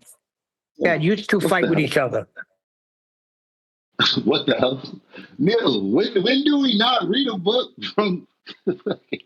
You read which book? This has been my Psalm. Like, imagine the this has been my argument with Arwen. Shut up, Maxie. Give me a second, man. This has been my argument with Arwen from the beginning. He refuses to read it, but wants to speak on it. That's like me not reading a book and wanting to speak on the book that I didn't read, but you did read. But I'm going to tell you what that book that I didn't read says. Okay, except that's literally not what I'm doing because I've read the entire Bible. Not from cover to Now you've cover, read it. You not from just said you Genesis didn't. 1 all the way. Dude, I've read every single book in the Bible. Dude, I've been reading the Bible since I was 11. I'm 36 now. Trust me, I've read the entire So you Bible, shouldn't be not from tossed with Genesis 1 this. all the way to Revelations. So then why don't you have the I've been answers in. for Hold this? on, Neil. Look, Neil. That's a lazy way of saying the same thing that I used to say before I started to read the Bible from the beginning to the end. Now, I haven't read it all the way from the beginning to the end either, but I've made it quite a ways through. Really? But I've made it quite a ways through. Now, here's my point though. When I was in the position before I hadn't read it, I had been in church all my life. I've been in choirs. I've heard all there is to hear about the Bible. I've seen and must have read all there was to read. And when I actually went back and read only the first 4 books, Genesis, Exodus, and all of this stuff, like I was like, oh, I've had it all messed up. All this time, I could have just read it like this. How did I get this so colossally messed up? Because I read a passage and then I've let somebody give me their take on this passage based on a whole context I really don't know shit about. For all I know, they could have just been dumb. Why I ever trust somebody to give me their synopsis on a whole thing that ultimately I hadn't read till now. And I realized what my error was, not reading it. That's why I got so many things colossally messed up about it. It's crazy. What'd you get colossally messed up Leviticus, about? Numbers, Deuteronomy. It's 5 books of I Moses. used to always wonder, where do all these names come from? Okay, Like, Eli, give me 1 totally second. Eli, 1 second. 1 second. Hold on, 1 second. Why? Paula This is a very Paula just concise joined point because that I is asked her nothing. to, because I want Vaxi to give the name of this person What is that wrote it. that? Okay, but I'm in the middle of a concise point. Okay, Eli, you can't just take the back seat, really. All right, well, you're right. I don't really even care. Like, go ahead. Vaxi, who is the person that you're talking about? Marcion what? Explain everything you just explained to us again. Well, he's the guy he's the guy that put together the New Testament, the very first draft, I guess you would say, of the New Testament, the one closest to when Jesus was around walking on earth before he died on the cross and got resurrected. The Christians, in the aftermath of Jesus Christ's crucifixion and resurrection, put together all the stuff that guy, he was kind of the one that was leading the charge on what's the word, canonizing all that, and it didn't have like a lot of the gospels and stuff weren't a thing till like 500-600 years after the fact. That's when people go, hey, look what I found in my basement. I found this gospel. All right, give space for Paula. That's not remotely true. I mean, you did I hear you right? You said the New Testament was being put together while Jesus was still alive? No, afterwards. Okay, when exactly? I have no idea. Huh?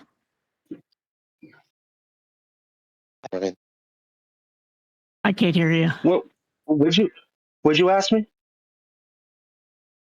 So, what did you say when the New Testament was assembled, and what Marcion had to do with it? Yeah, well, he was the first one that assembled it, correct? No. So who was before Marcion?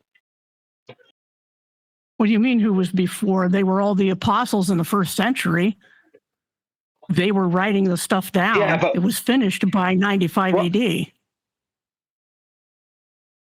95 AD. So if Jesus was born in the year 0, right?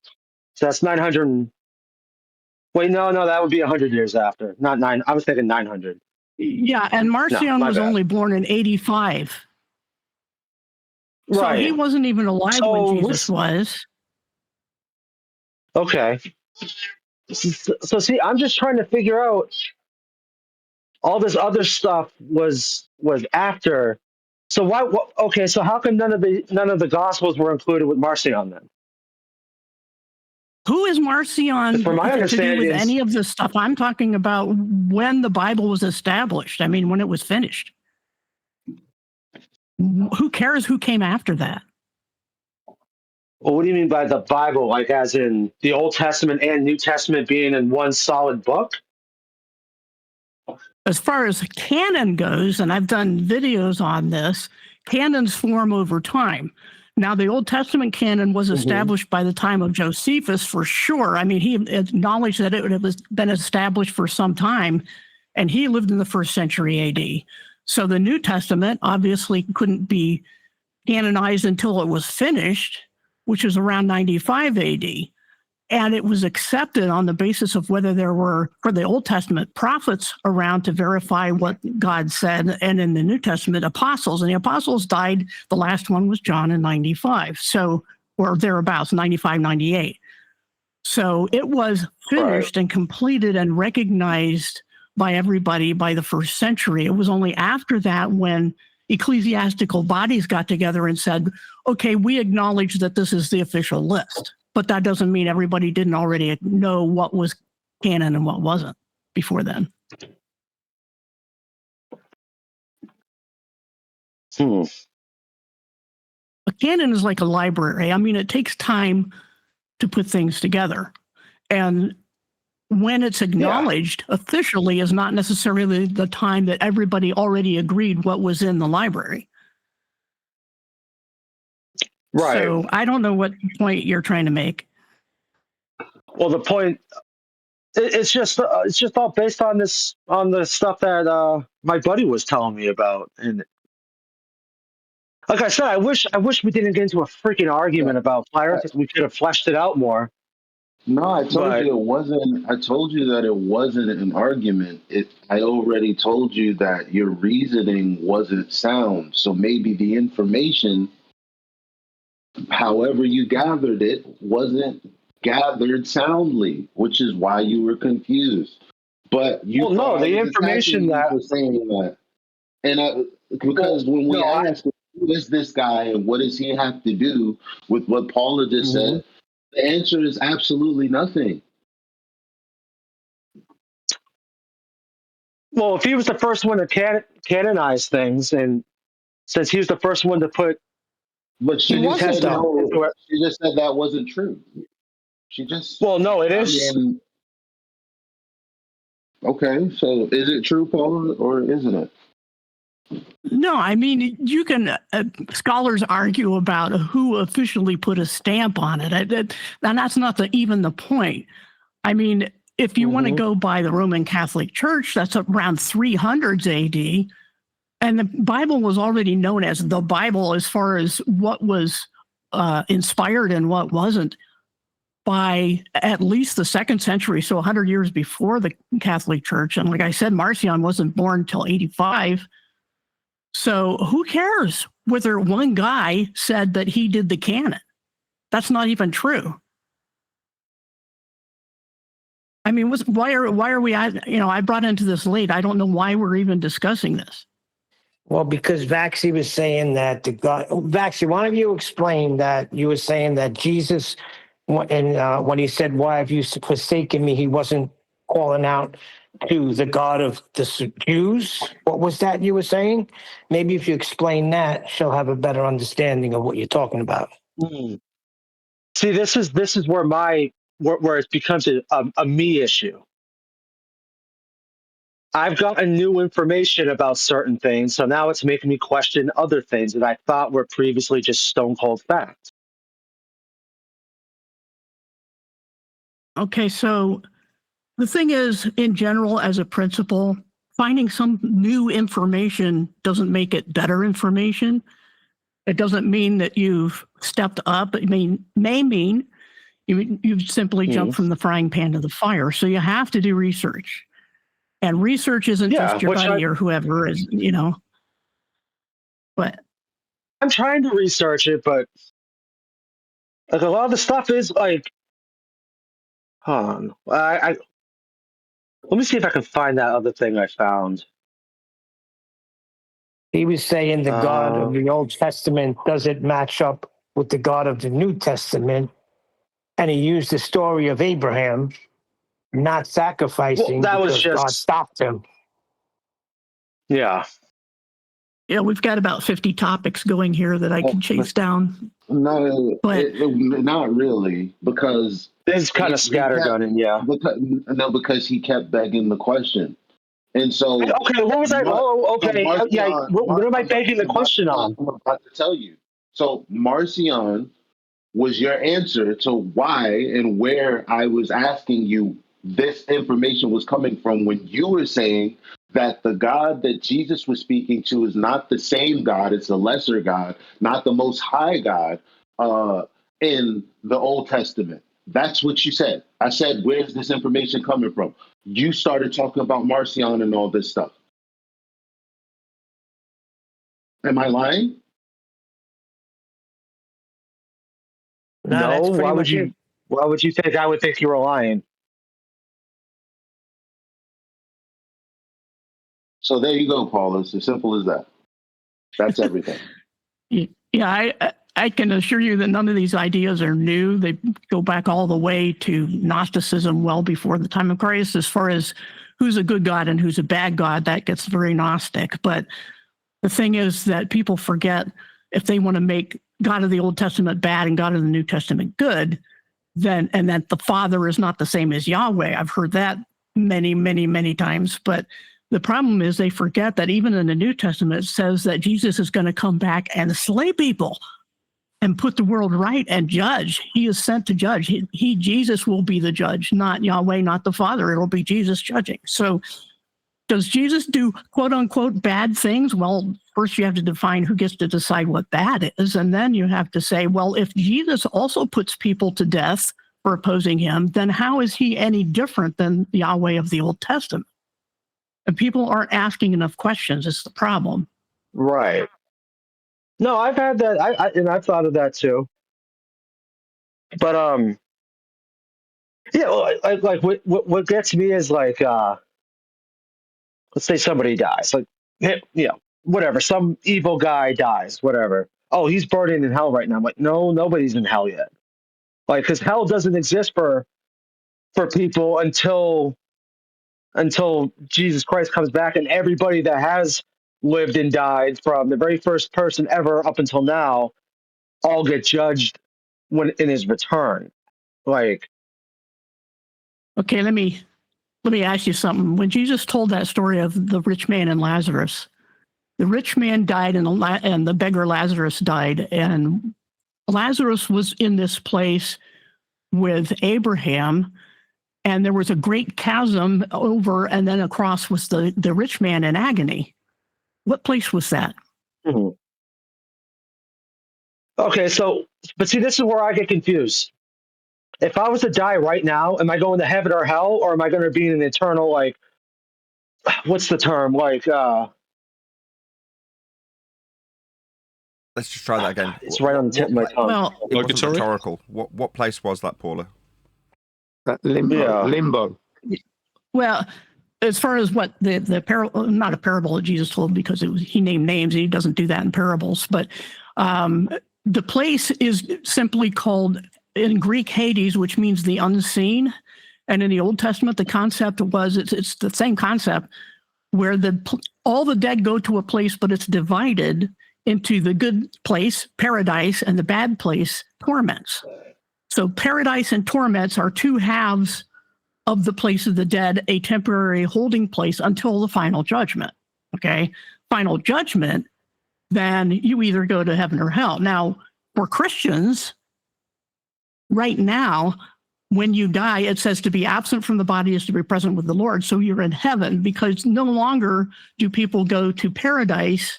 They go directly to heaven, because this is the age of grace and things are different right now. But for the unrighteous dead, they still go to torments to wait judgment. Okay, so they go to torment, and then Jesus Christ comes back and judges everyone that's ever walked this flat earth. That means, mm-hmm. they go right like. See, I this is the part that confused me. So if I was to die right now, I'm either going to go to heaven or hell, but then I got to come back and get judged again where like, oh, I was in heaven, but then now the judgment came. Oh, you know what? We looked at your records one more time. You are going to hell. No. I don't understand how that works. No, because if you went to the judgment's purpose is not to decide whether you're going to be in heaven or hell forever. Because as soon as you leave this earth, that's already decided. It's the location is decided. But the judgment's purpose is how did you live? All the the things that you did while you lived. That will determine the degree or situation in the place where you're going. It's kind of like think of it as you've got this pass-fail test, right? I'm oversimplifying, but bear with me here. Pass-fail test. Okay, if you pass, you're going to a fabulous resort. If you fail, you're going to the ghetto. Okay. Now, how your accommodations will be depends on the answers you gave to other questions, in the test. You passed, but okay, how well did you pass? How are you going to get the executive suite? Or are you going to get the first floor? It's still a fabulous resort and you're happy to be there, but how you live matters in that regard. And it's the mirror image on the other side. If you failed the test, and the pass fail is by faith in the risen Jesus or not. If you fail the test, you have decided you don't want to go to the resort with God forever. So now your deeds are judged to see what your accommodations are. How bad is your torment for eternity? I hope that makes sense.